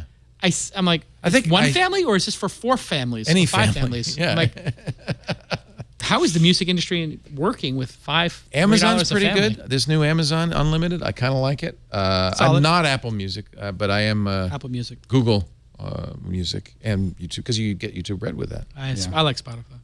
I like the Spotify playlists. really is the best, but I was My buying it playlists. through Apple, so I was paying $3 more. no, a you month. got to do direct. Does anybody still Well, use Pandora? I'm paid. pay for I'm it. paying Pandora user. Thinking about it. I'm thinking about buying. Thinking about it. Thinking about it. Why? You got radio and all the other. I just like services. their mixes are But better. I know yeah, that I don't sounds like crazy. the Spotify radio. Spotify radio is Not kind of that like good. meh. And it's $5. It's not. It's not. Is it that- $5 It's like Pro? $5 a month or something. That's That's not. It's not that much. You add all this stuff up, you get so much. I brought you Amazon guys- Prime comes I with brought you Amazon guys- Music, but I don't think it's as I good as brought you Pandora. guys in to talk about like the quarterly results, some financial stuff, startup stuff. Instead, you just want to talk about music. YouTube Red. This is guy's so nickel and worth- dime $5 a month. Who adds up? No, YouTube Red is amazing because you just think about everybody probably watches 5 or 10 YouTube videos a day, I love not having. and the then you ads. think without having those ads and having to click each time, I'm saving 10 clicks a day. It's 300 clicks a month. It's 300 ads a month. It's so worth it. I would love to give them $5 a month to show no ads on Google, anywhere. I would just love to give Google 10. I do a Google Contribute, and that's $10 a month, and then you get kitty cats on a lot of these sites. Oh, is that right? Yeah, So it turns off the ads. Oh, I like that. yeah. I want to turn off the ads on Google search without. I using do a that blocker. because I use an ad blocker, and I don't want to. I feel guilty about it, so I It's also, another business I've wanted to fund. Some business where you could just give people money in exchange for their content without having their permission. Oh, without having their permission. Oh, who tried that? Was it the readability guys? Well, there's tried that? Blendle. They try. Blendle's licensed though.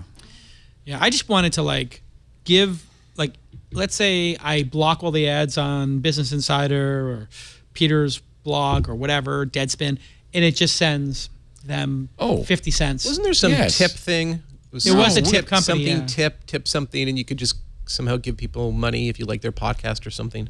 Yeah, but then they have to sign in and log in and What was get it. Karsten, what was the one we had my friend on the new screensavers?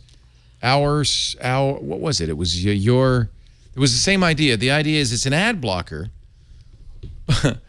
but It's been a whole genre. it's an of opt-in ad blocker. So if you opt in to see the ads, then the money, then the site donates that money to you, a charity of your choice, or you if you want.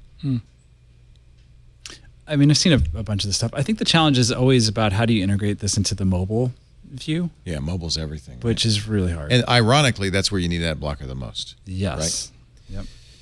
Samsung's decided the best way to handle the Galaxy Note. They say the good news is that returns have been good in the U.S.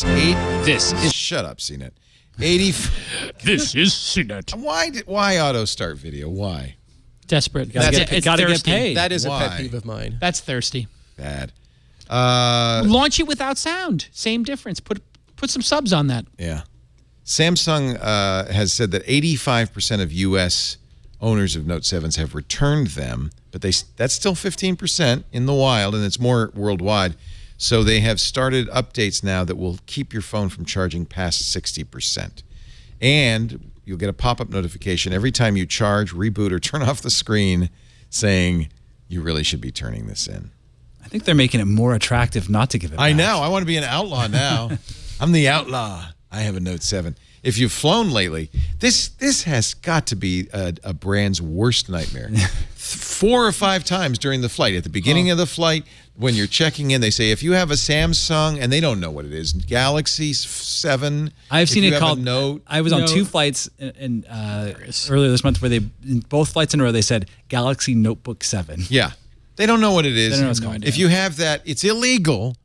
Give it to me now. They actually said, yeah, if you have one, please pull your, whatever the Yeah. thing and tell us so we can get it off. It's like a Black Mirror episode. It's I like can't if you think have of this, a worse brand nightmare, right? I mean, there's nothing worse in the world. Wasn't there a Toyota where the brakes didn't work? Yeah, but it didn't get announced on every flight. The Tylenol where they Yeah, but it people didn't get were getting announced. poisoned. That was pretty bad. If you got on a flight and they said, if you're holding Tylenol, please ring your buzzer and let us know. Yes, it's the No, it's bad. it's as definitely bad voice as of it God could get. nature. It's of the definitely bad. announcement. And the thing about it is now with the washing machines they just recalled. Yeah, So they you have washing machines? top-loading Yeah, it washing turns out machines that Do they explode? somebody's jaw got broken because the machine popped open. I have a Samsung washing machine. I stand behind it. I love it, but it's a front loader, so I don't have Don't to stand worry. behind it because your jaw might I get won't broken. stand behind it. I'll stand Stand far away from it. Stand You can outside the stand door. aside of it. Yeah. you know? I've had several fine Samsung products. I know I think a TV. None of them This exploded. was their best phone Not ever, right? one It was so far. no, the Note 7 was It was a the great phone. Was it A the great best phone. smartphone ever made up to that point? That's Yes. what people were saying. People were saying that this was a phone that was one of the best smartphones anybody. Well, who made the ever battery? made. Is it a Samsung battery? or is No, this from that's not somebody the else? issue. The It issue turns out- is it's too much battery for the Yep. size of the case. That was the problem. And in other words, they're jamming too much in that case. And They went for it. It was They it jumped was- the fence. The lithium ion was I can't remember the word. It was coating the outside of the battery, careful. short-circuiting. And Imagine that was short-circuiting the a batteries. electric vehicle. That would be bad. just happened. What? I know, Tesla. Bad news. One singular Tesla? One. Okay, that's fine. I mean, You're riding, though, on 3 gallons of gasoline. yeah, no, I mean, listen, if you have like one-offs, are no big deal. If there's a manufacturing defect, No, we'll there's expect not. that to happen at some In point. fact, now that Tesla's working with Panasonic, I think those batteries are getting much, much cheaper. Yeah. And even better. 2 dead after a fiery crash. A fiery crash of a Tesla after S. a fatal accident. Oh, well, of course. If you get in a crash, Yeah, what do you expect? I mean, if you gas had tanks blow up. a tank of gas, you wouldn't Yeah. make a news story about There's that. 1,000 videos a week posted with a gas tank blowing up. New Zealand carriers will cut off access to the Note 7 starting November 18th. You just won't even be able to use it. Wow. Except on Wi-Fi. That's How do they know?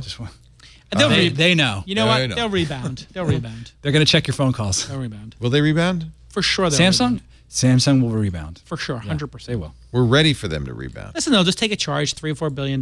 They take a charge. It gets taken off the balance sheet. They regroup. They come back the next year. But the brand damage, No, it'll be fine. that'll go away. It'll be fine. People have short memories. Yeah, I mean, if Yeah, they're I just think like, this that election was has the 8, proven- this is the 9. Standards have been lowered across the board. It's good for Trump is good for America. That's what I say. What's the place that makes burritos that are Chipotle. filled with- yeah, Chipotle. Like they're filled with I'm not bacteria. I'm not going there.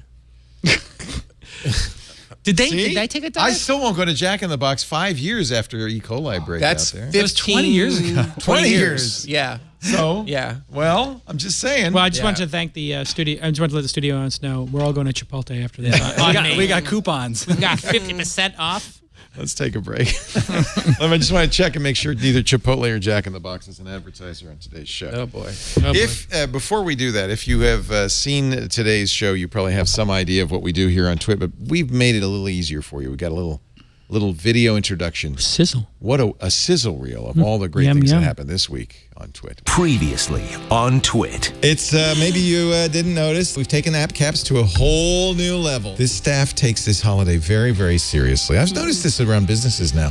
Everybody wears Halloween costumes. It's time for the Twit Halloween fashion show. He's got dead fish in his pocket. Oh no, the shark! Triangulation. 1 week and 1 day away from the presidential election in the United States. And joining us, 2 experts in the challenges of creating a fair election. Would it be hard to hack an election? There's many different systems there. The paper records that are mostly used around the country would mean that you'd have to have not only electronic access, but have some access to the physical paper records.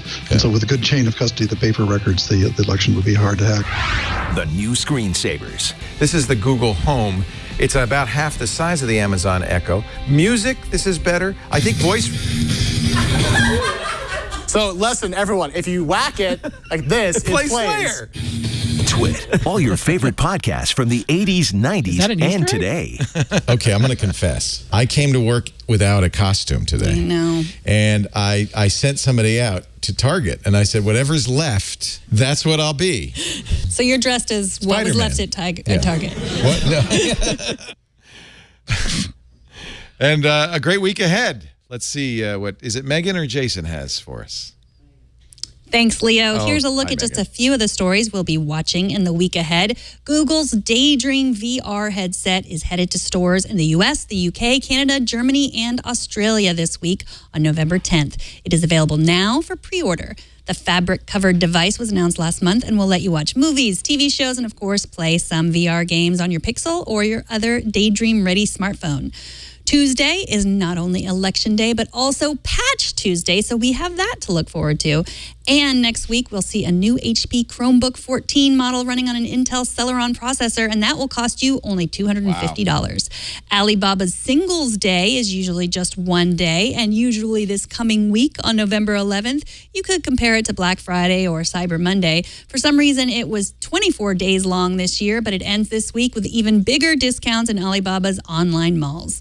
And finally, a tiny bit of nostalgia launches this week. The Tiny NES Classic Edition will be available on November 11th. It comes with 30 games and plugs right into your TV's HDMI port. Jason Howell and I will cover all of this and a whole lot more all week on Tech News Today. That's each and every weekday at 4 p.m. Pacific.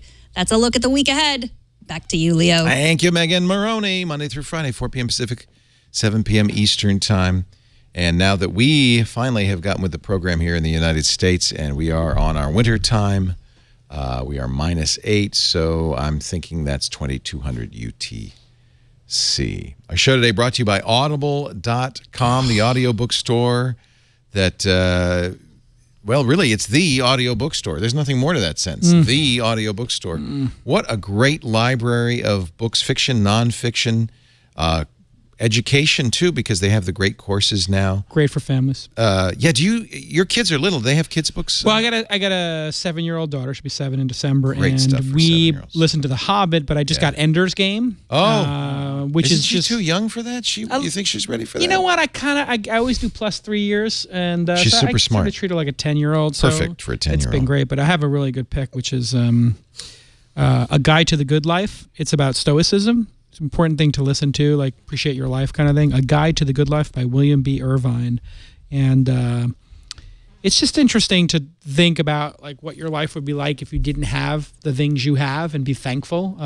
It's like a very, I meditate, I have a very deep practice. I'm being a little facetious here, but I do think it's important to think about like, hey, how lucky we all are. And Stoicism is an interesting school of philosophy, and it's important for founders and people involved in the tech industry to appreciate things. I, of course, know the name Stoicism comes, of course, from the stoa, the porch that they stood on as they. But I have no idea what the philosophy of Stoicism is. Stoic philosophy, is it just to enjoy life? Well, here's the thing. No, that would be the the hedonist group of people. So what Stoicism is to sort of keep life simple and appreciate the things you have. So they have like a bunch of different like techniques you can do. One of them is negative visualization, which I learned about, which is imagine you don't have the things you have. So if you have a nice car and you're healthy and your family's all healthy and you have a job. Imagine you don't have any of that. Imagine you lose your car. That's cheerful. And then even imagine, well, if you just do it for a moment. Right. And then what happens is you're grateful. You go, thank God. You go, holy cow. Like imagine I lived in a country where there was a dictator. Imagine I lived in a country where you had no freedom of the press. Imagine I may not have to imagine lost the ability to walk. Yeah. You'd be like, oh my God, I'm going to go appreciate that next walk. Nice. So I think it's important, especially in troubling times or chaotic times like we've had. Do you find I can't keep up with my Audible? That's my biggest problem. You don't need to. It's so affordable. Yeah, and I feel like I have a shelf now of great books, and I look forward to the day when I can listen. That's fine. When you go on vacation, you're on a train, you're driving, you go for a run. Almost 500 books now. I've been a member since the year 2000, and I just got the new the second book. Actually, this is the third book in one of the most amazing science fiction trilogies from China. This is The Three-Body Problem by Cixin Liu, and now the Dark Forest. Yeah, it's really interesting. I just finished that show. The last one. You just finished it? It was the third one that just came. Death's End. Thank you. Yeah. You just finished Death's End. You've read all three. What is this? Wow. I just heard about this. Look, how many credits I got? Look at that. You got 22 credits. That's because I'm platinum. I'm platinum too, but I only get 2 a month. You can renew your platinum early. So I renew my platinum early because you get them all at once. I get them See, all what at we're once. going to do is give them 2 books a month. So this is actually a really good deal. The platinum is awesome. You go to audible.com/twit and the number 2. Audible.com/twit2. Twit the number 2. And you'll get 2 books. So you get the first 2 books of the trilogy. What did you think? Did you like it? It's mind-blowing. It was mind-blowing. Like it's sort of, he's like the most successful science fiction author in China. Right. And to actually see it written from sort of a Chinese perspective is great because it's very different than American sci-fi. So much sci-fi is written from sort of like America being like the most important country. Right. Like aliens are going to come to America and all this stuff. And to have it sort of come from a different perspective and the book actually sort of starts during the Cultural Revolution. Cultural Revolution Yeah. and like and you realize that like it's brutal. There's this a whole sort of context to how they approach Right. science and like the relationship with the rest of the world and the universe and stuff like that. And then when you get into especially the second book, which I actually thought was the best of the 3. That's the Dark Forest. Yeah, and that when you get to the end of that book, you're sort of it's so like mind bending at the end. I'm just starting the Dark Forest. Yeah, it's really good. The ants crawling over the tombstone. It's very interesting. Wow, Death's End is 29 hours. It's kind of long. But look you're getting your dollar's worth, right? Well, Two it's books. still one credit. Yeah, it's 2 books. You can get literally tens of hours of listening. 30 cents an hour. Great science fiction. But if you don't like science fiction, they've got what I try to do is alternate fiction with nonfiction. I listen to history. Do they have Trump's book for Jason? You know, that's the art of the deal. I don't think Trump's even read that. The art Please of the deal stop this meme that I am is in any way available. supporting Trump. Jason's the narrator, actually. Jason. That one. Yeah. I don't know. Peter's laughing. He Listen, seems to be it's going to be encouraging us. amazing. Actually, Donald Trump narrates. Here's So- how to make. Here's how to do a great deal. You can hear it. win the Click- deal. Click and add that to Jason's queue, and you're His set. opponent now. Jason, you got your. I tell him it's a no your, contest question. stuff for the Here, right hold on. house. Stick with a winner and a good guy at that. Yeah. We set a meeting for Thursday. This is And I somebody won else. the 10 a.m. meeting. It was awesome. I called Don Imus to thank him. He's got to drop the Don, names. I want to thank Don Imus and Anyway, Howard it's all Stern. there. It's all there. Hillbilly Elegy, actually, if you're interested in what's going on in this country, is fascinating. J.D. Vance, who comes from the hill country, the Appalachians, writes about the culture and a culture that's in crisis right now. And it's quite fascinating. Oh, it's a bestseller. Yeah. In nonfiction. And he So- works with Peter Thiel. He works at Thiel's. Does he? One of his later Interesting. stage funds. Yeah. Oh my God. Yeah. The guy That's, is a interesting. former Marine law school, Yale Law School graduate. Really interesting story. Anyway, that's the point. Audible opens your mind to ideas, to stories that will unroll in your mind. It just and they finally came out with Fallen Dragon. This is our favorite science fiction author, Steve Gibson, and I love Peter F. Hamilton. And this is the most accessible of his novels. A great first one to start with. Fallen Dragon just came out November 1st. It's an older book, but this is what I love is Audible's getting all the old sci-fi on audio too. Audible, look, I don't need to go on and on. Audible.com/twit2. You get 2 books free and cancel anytime in the first 30 days. You'll pay nothing. Those books are yours to keep. But I have a feeling you're gonna. If you're like me and Jason, you will keep on listening. Audible.com/twit2. Get smart. Did you see Steve Ballmer's interview? Yes. On I just started on watching Bloomberg? that. Yeah, Very him and Bill interesting. drifted over the phone, and This was kind of surprising to me.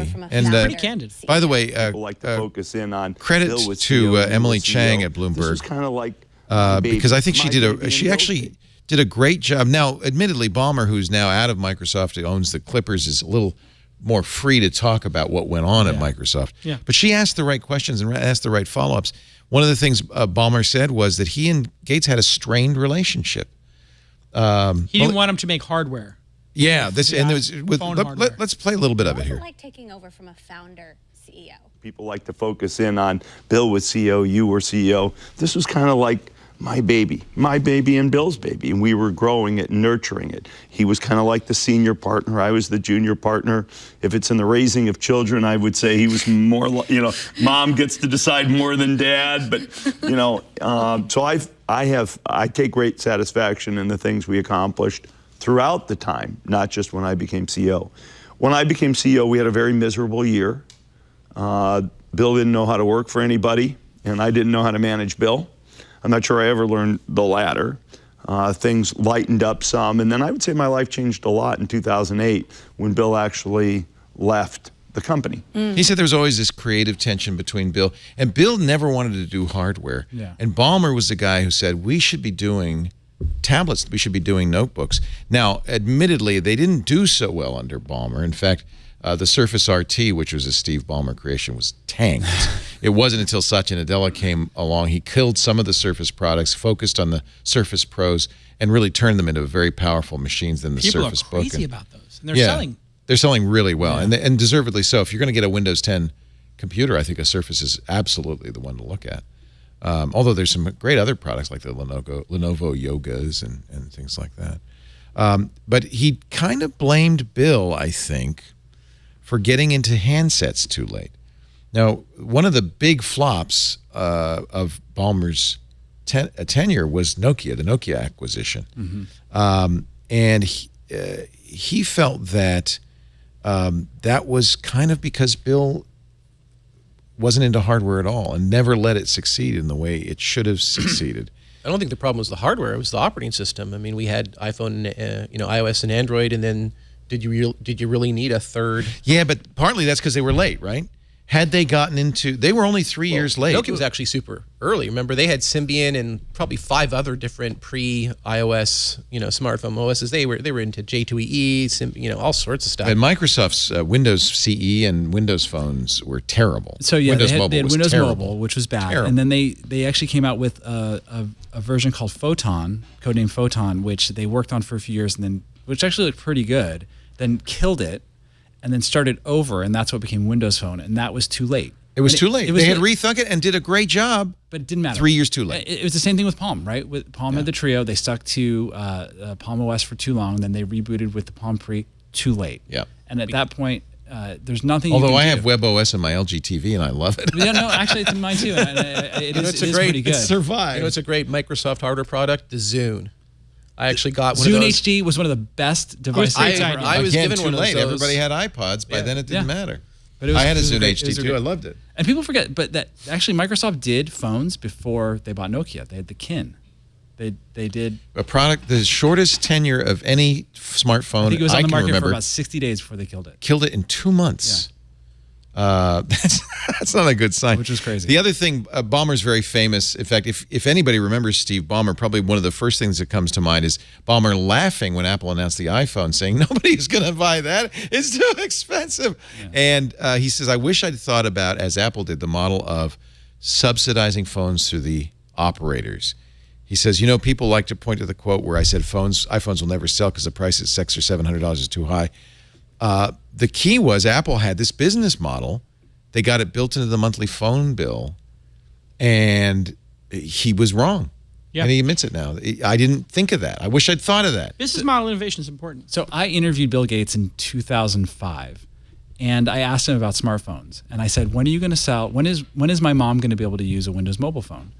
And there was a resistance in Microsoft at the time. They still thought of smartphones as being a device for professionals, right? And that you're really going to want it for. And they thought of it as a device that its primary purpose was to connect to an Exchange server and pull down your email and your calendar and all that stuff.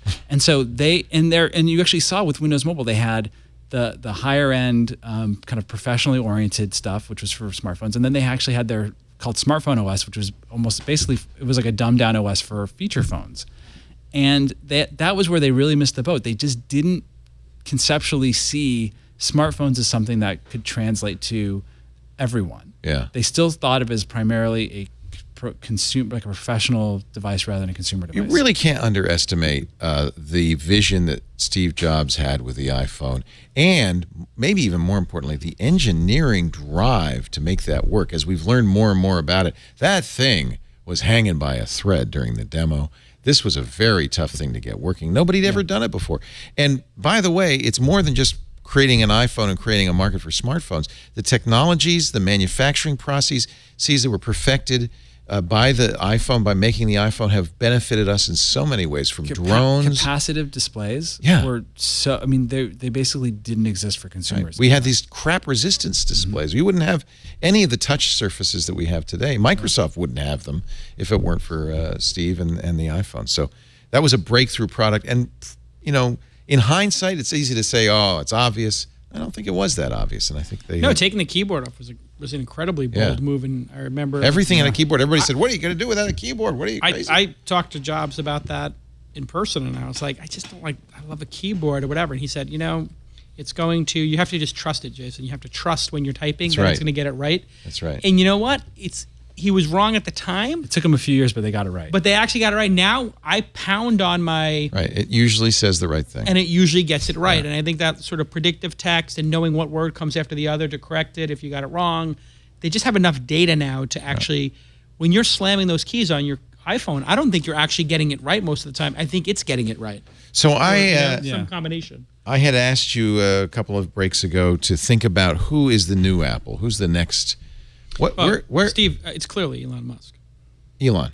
Of course. Yeah. I mean, if you think of singular... Tesla plus Solar City plus... Yeah, the roof tiles, the battery pack, and the car, tiles. and then he's going to go into car sharing. I mean, if you just think about how bold and courageous that vision is, there's nobody who's doing anything even close to as bold and courageous and as humanity changing, species changing as he's doing, hands down. I mean, there might be some people who in the future do some things with DNA and curing diseases and some of that kind of stuff.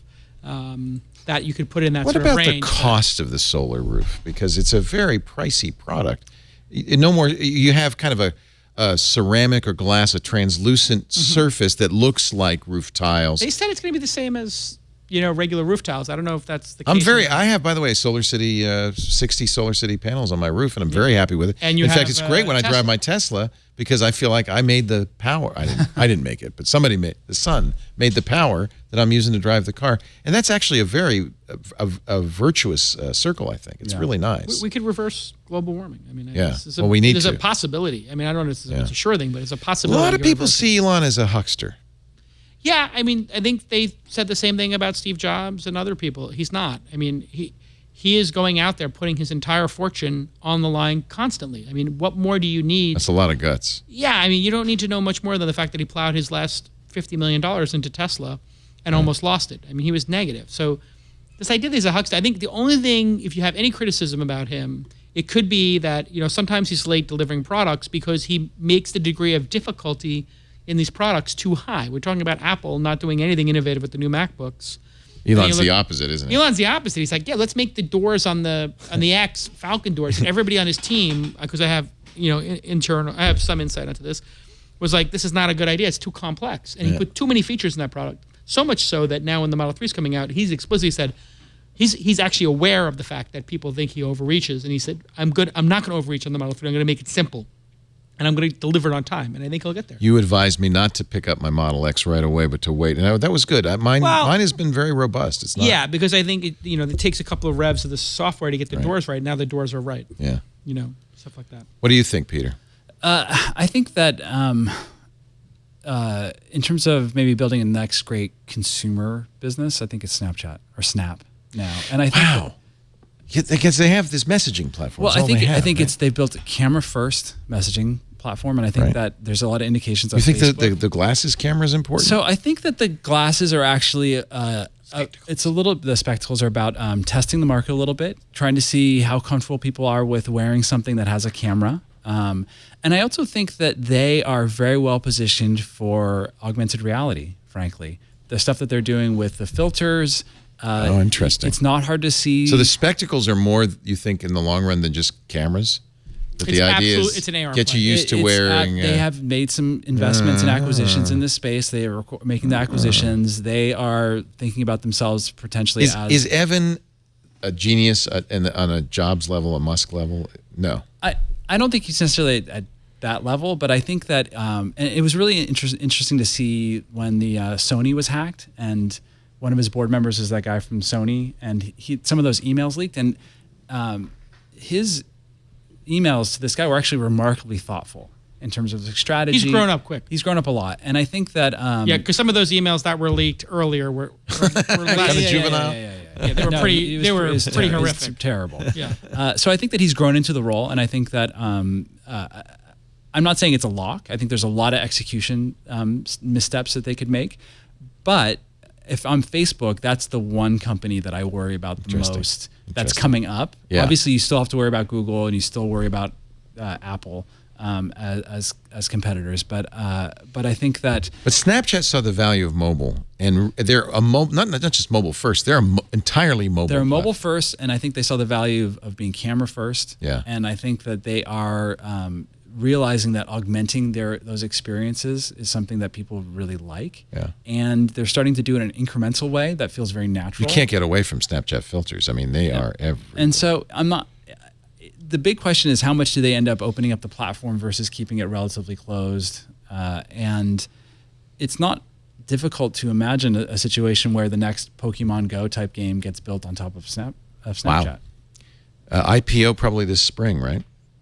Yeah, it's going to be big. The spectacles, I think, are going to be a big hit because, what Google Glass got wrong was they put a computer in there and they made it overly complicated, and you didn't know if it was recording. And I told Larry Page from The Get when he showed up at a party with those, I said, you really got to put a little light there, dude. That's horrific. Like, how do we know if you're recording or not? And he's like, oh, do you think so? And I was like, Larry, come on. Are you out of your mind? Like. But Larry has a little bit of the same problem that Snapchat has, which is it's kind of in a bubble, right? And, Snapchat with the blackface, for instance, the Marley and so forth. Yeah, it's as if they don't. They make mistakes too by not but it's also talking to other people. But I think being in LA is actually a little bit healthy for them because they're outside. They're out of the bubble. Yeah. They're out of the bubble, and like I said, I think that the fact that the glasses don't have a display, they're input only right now, and they're going to test and they're going to experiment. They're selling them for it's like a tenth of the price of what Google That's Glass the key was. thing. They could sell 10 million of these. They're $100. I mean, people are going to buy them. Lots of kids will buy People are them. going to buy Kids them will- at Starbucks. Like just and they'll probably from what I understand, they're doing something unique with distribution, which I think is they're going to make them only available to people who are power users in the app. Oh, so this is the I rumor better I've get going heard and because start I know using some people. Snapchat. Wait So a minute, if let you're me one of the just- top users, you're based on your number of followers or You know whatever, what? they're going to It's hopeless. sell you. There's no way I can catch up with We got to start right now. DJ Khalid. Stop the Yeah, podcast. so when you open it up, it's gonna one day you're gonna open your app up and it's gonna say you can buy it now, yes or no. And if you don't buy it, you go back to the end of the list. Wow. So that's I probably shouldn't be saying all this stuff, but that's what's gonna happen. Become a power user. And But I already have my row of messaging apps is full. but here's the I don't thing, have room for you know, Snapchat. if this people didn't think that people would hit publish on a video that they didn't edit or review first. Right. This generation doesn't care. So we're a step away from a Black Mirror episode where like these things are on, and I thought they would launch them with a DVR. The 2.0 will have a DVR in it, which is to say it's going to be constantly recording. And if you said a funny joke, I'm going to be able to go zzz, Put it out there. zzz, clip, boom. Yeah. And that's going to be truly scary because that means we're always going to be recording our entire life, which gets to the William Gibson novels. That is a Black Mirror episode. Which is a Black Mirror Literally. episode. That's right, They watching did have your the life DVR, the but they whole had your time, whole yeah. life being done. But I think this will be DVR, which is like the last 30 seconds will be stored, and you hit boom, and you can Do you share have a it. nominee It's going to happen. for the next big thing? Jonathan? We're executive. I don't even really like the question. I mean, I think the reality is the next big thing is not something anybody here probably even knows about. Right. And and I kind of more identify with the Wozniaks of the world than the Steve Jobs. Right. You know, the guy who actually started Tesla, people probably Martin. remember his name, or the person who came up with the idea for Snapchat, but kind of without those people, none of these things would exist. Yeah. And I'm an kinda engineer, with you so on I that. still sort of identify with with those folks. It kind of seems like if you watch *Halt and Catch Fire*, the character that was the most interesting character, the guy who's not the engineer who like gets them all to do the stuff. People love that kind of character. It's interesting. It's dramatic, but I still You're think with the solder monkeys. Yeah, absolutely. Yeah, I'm kind of with you on that. Let's take a little break. We'll wrap this up in a bit. A great panel. Boy, a lot of fun. There's a couple of, the seeds and the stems, the stuff the shake, the stuff that filters to the bottom of the rundown coming up in first. As we coast into the third hour. Coasting into the third hour. Coasting into our third hour Beautiful here Sunday evening. in Petaluma. Our show today brought to you by Carbonite Online Backup. Keep your business safe this year, especially you do not, and you could just, the scenario, if you're a business owner, is so easy to imagine. You talk about kind of negative thinking. What if an employee gets an email and the email looks like it came from the boss and the boss says, hey, quick, I need this spreadsheet by tomorrow morning. Get to work on it. And oh my God, you open the spreadsheet, except it's not a spreadsheet. Turns out that email has ransomware malware on it. And suddenly not only is your computer encrypted, but it goes out on the network, encrypts all the files in the business. Now you got to call the boss and say, hey, we got a problem. We may not have a business tomorrow because there goes your accounts receivable, there goes your clients list, your suppliers list, everything you need to know, your plans for the future. And all of that can be avoided with one thing, a good backup that does versioning. And that's why every business, every home user has got to think about Carbonite. Automatic, online backup. It's cloud backup. It runs in the background. You don't even have to think about it. And if you're on Windows, you're going to love the fact that it will keep previous versions. So if you do get bit by ransomware, you've got an unencrypted good copy in the Carbonite cloud. Get rid of the virus, get back to work. No reason to take the risk. I was talking to a friend, Winton's in the audience, one of the guys who sends me those beautiful shirts from San Miguel de Allende. And Winton used to work for a big backup company selling enterprise level $25 million backup solutions. And he says, it's easy to sell after they have that first big data loss. You just walk in the door and sign the check because, man, don't be that person that waits until you have a disaster to get Carbonite. Do it right now. And by the way, we're not talking $25 million, $50 a year, $59 a year for everything on your Mac or PC. It's very affordable. Business plans too. Try it free. No credit card needed. One thing, do me a favor. When you sign up for the free trial, again, you're not going to be giving them a credit card, but you will be asked for an offer code. Please, if you would, use the offer code TWIT right there. TWIT. It does you good, too. You get 2 months free when you buy. But it also helps us and keeps the show afloat. Carbonite. You got to back it up to get it back. Do it right. With Carbonite, don't wait for the $25 million disaster. Good news, just a public service announcement. LastPass, which was created by a great developer, engineer, Joe Segrist, who knew security, sold it to LogMeIn. He's still there, which I like, and he's keeping it alive. And now, and I'm really thrilled, he mentioned that he was going to have more resources with LogMeIn. They are now giving away a really critical feature that was part of the premium feature, the ability to use it on all your devices, on your phone and your computer. If you don't have a password vault, LastPass is now free. There's still a premium version that you may want. It includes family sharing for up to 5 users, and you can use some hardware, 2-factor authentication and stuff. But for most people, the free version is all you need. There's absolutely no excuse now. I think I already got the premium version of LastPass. I buy it. Yeah. I pay for it. We use it. We use the enterprise version here. Everybody at work. What does it mean if I pay for it and now it's free? I don't know. You're supporting it. Okay, good. I guess it wasn't you could. that expensive though. It's $1 a month. You could cancel. I have it. Yeah, I love it. It wasn't expensive. You could cancel. My favorite part of that is like they let you do. They'll actually suggest like a ridiculous password, like 20 characters. Oh, I do 25, 25, 60. Sometimes I do. I love it. Right. I love it. And it's hilarious. The pet peeve is really poorly coded sites that you put in your LastPass password automatically, 20 random characters, and then it says, "Oh, you need to put in a punctuation symbol." Yeah, and it can only have 5 characters. My favorite thing, and I can't show you because I'm in the LastPass, our enterprise sharing LastPass. it with people. There's a new one called emergency access, or is that what it's called? You can designate, you should do this with your wife, designate somebody who will have access to your LastPass account if you die. Oh, I love it. And the way they do it, well, think about it. Do they have to send in the death certificate? The way they do, no. It's actually very simple. Is it a dead man switch? There's a dead man switch. So you say how long. What's a dead man switch? Basically, if you don't log, I have one set up for my Google account. So if you don't log into your Google account for, I think it's for me, it's like 3 months or something like that. Jill, my wife, automatically gets an email with my password and access to my account. This one's even simpler. Wow. If you die, Jill sends an email to LastPass saying, I'd like access to his LastPass account. They send you an email, and you get to set the time limit. So I have it for 3 days. If I don't respond to that email in 3 days saying, no, don't give her access. So this is going to be then I am dead, and she should have access. Some wives going to be tying up their husband in a basement. Yeah. Hold on. For 3 days. Well, waiting for that email to come in. You can make it longer. You can make it as long as you want. If we kidnap Leo and get his wife's email and kidnap him for 3 days, we could get into all of his accounts. Well, and that's, of course, with a password vault, the downside is everything's there. Yeah. But I trust these guys. I hope there's no fans listening to this who are thinking about kidnapping Leo. If you are thinking of kidnapping Leo for 3 days, you could just do what I do, which is I write every email with the expectation that it's going to be public. That's it's nowadays literally a like very good idea. I write things like blog posts. I'm like, and in consideration of what's happened here, I believe the fairest and most ethical thing to do would be this. I'd like in the old days, I'd be like, sorry. I'd be like, fuck you, I'm not doing. Sorry, 1 minute 59 seconds. I still have some of those emails. Yeah, so. I'm like, F this guy, take him down, Peter. You have to destroy him. He'll never walk again. Destroy them.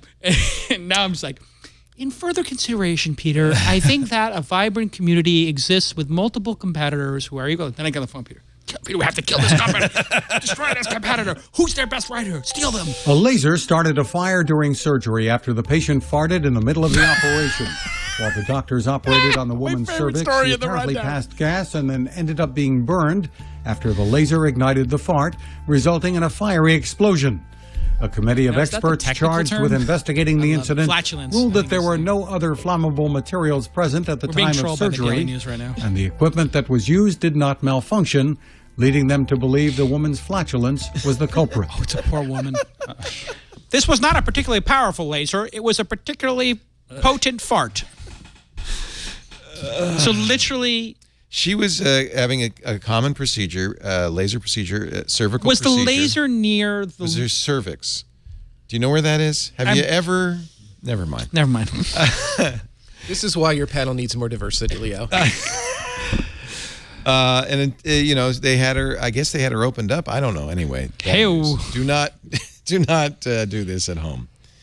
Yeah, we're going to check Snopes. I'm with the chat room. The Geek says so we checked Snopes. And Snopes is publishing the story. They're not debunking it. They're publishing it. So I don't know what that means.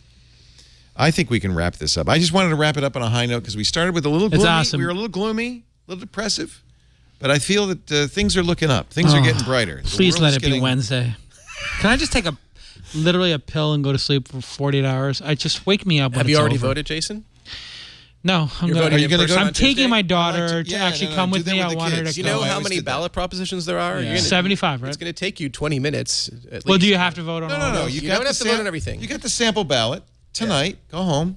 Go to ballotpedia.com, ballotpedia or .org. It's great. It's your duty as a citizen. Ballot.fyi in California. But if you can go through all the things, mark your ballot. If you don't have an opinion, vote no.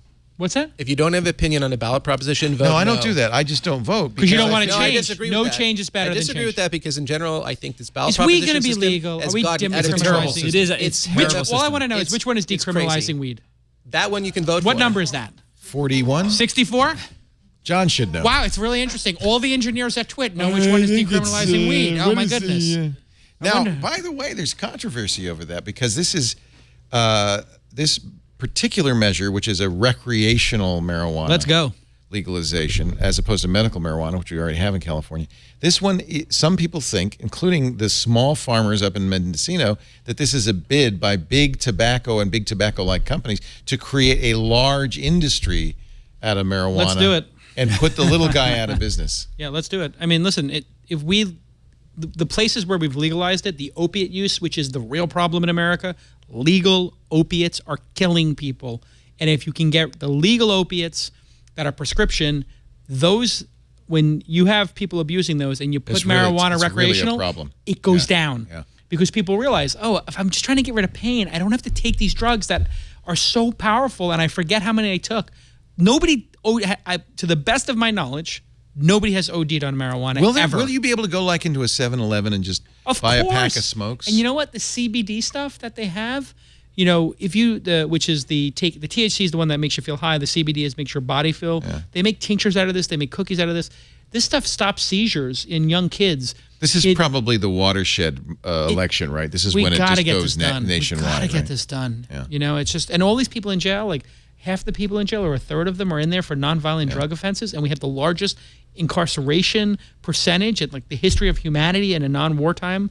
I mean, it's insane. But there are people making money off of it. There are people making money off of the opioid prescriptions and people making money off of the prisons. And so just vote no. How on earth could there be a financial profit in incarceration? That is There is private prisons. Insane. There are private prisons. Literally, he is knows the most that. He's saying it's a terrible idea. Thing that anybody ever came up with. Yeah. To incentivize people to keep people in jail. The Justice Department just decided that I think federally we're not going to have private prisons. So that is a huge step forward. I think we live in a time, and I think a lot of it has to do with the tech industry, where people are actually feeling empowered that we can change things. And then, despite what's happening now, I hope that's true. You know, gay marriage, legalization of cannabis. You know, I think it's related. People are being heard. I think it's related. Absolutely. I think there's a backlash. People who don't want all these changes, who would like things to go back to the way they. Yeah, member berries from South Park. Member berries? Yeah, watch the South Park this season. It's basically people are living in the past. Member berries. The past that never existed, by the way. We need to move forward. Anything else to say? Thanks Jonathan for Abrams, having it's us. great to have you. Nuzzle.com. Nuzzle.com, yes. I use it every single day. It's Me too. part of my news Bookmarked. beat check. I have a newsletter, which I from time to time will add. That's what we're excited about now. And I think Jason's also doing some of the email newsletters, which is kind of funny because email newsletters does not sound like the latest, newest thing. It's not the newest thing, but they're hotter than ever right now. So this is based on people I follow on Twitter and Facebook? Your Nuzzle feed is, but you can now curate a newsletter with Nuzzle and pick the stories you want. So you can pick anything you want. And really, I think anybody who has anything they're doing with content, anything online, if you are doing a blog, if you're writing, if you're a journalist, if you have a podcast, if you're doing anything online, you probably should have an email newsletter that is one channel for people who are interested in your blog, your podcast, whatever, to go direct. Subscribe to get a direct relationship, because it's the only thing you can do these days that still exists as your desktop, direct browser traffic is plummeting. This is something you do that Facebook doesn't control.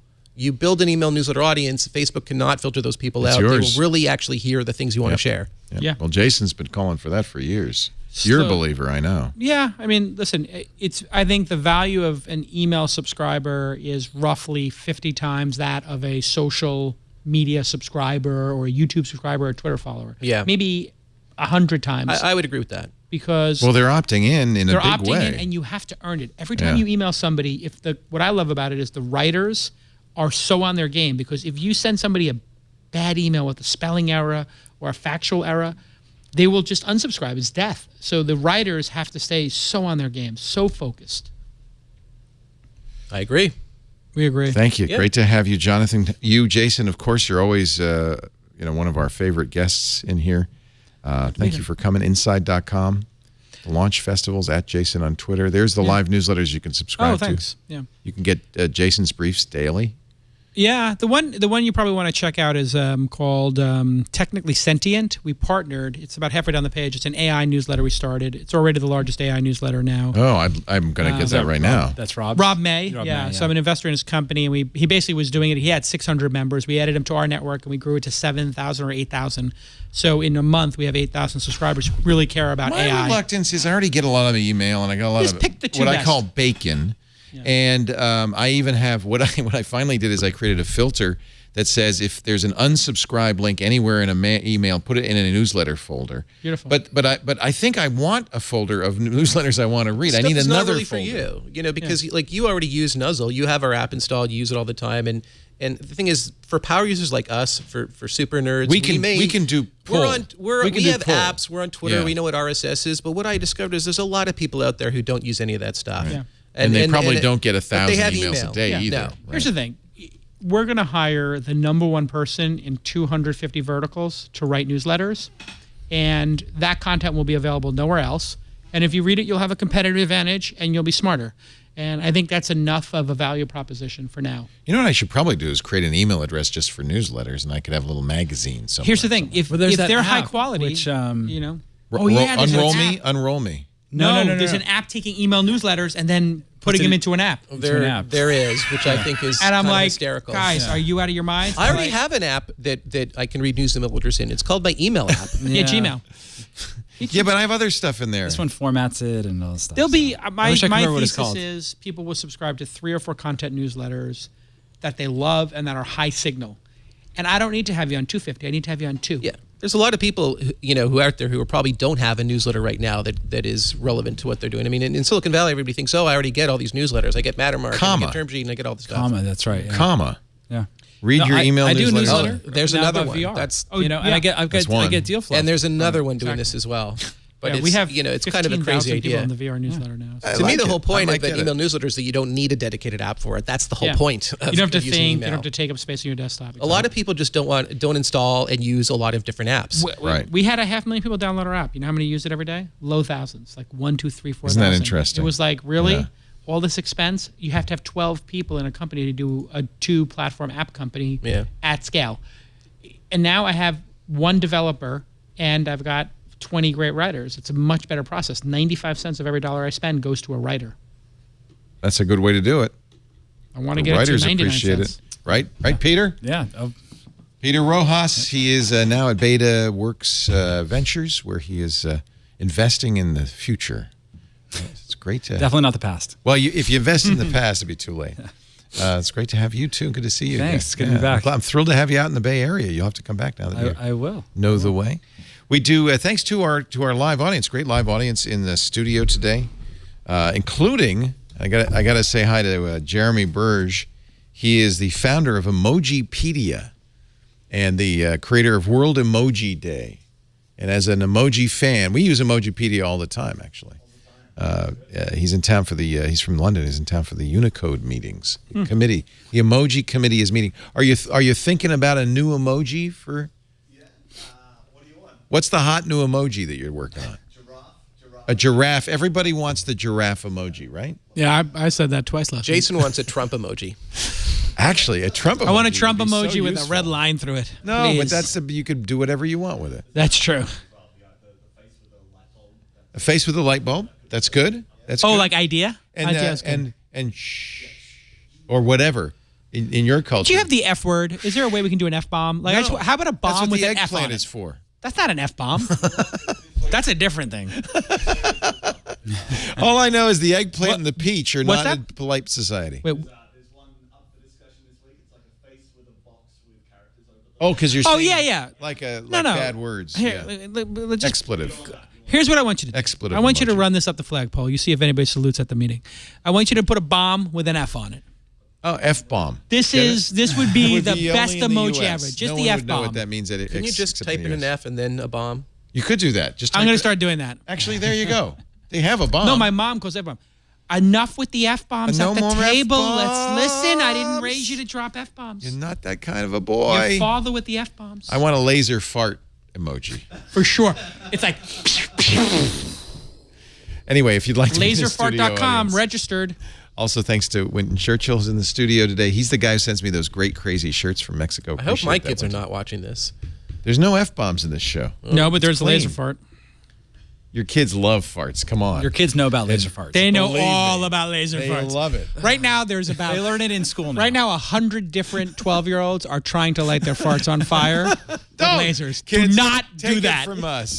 We've tried. Don't do We it. did it with Bic lighters. It's a bad idea. Very bad idea.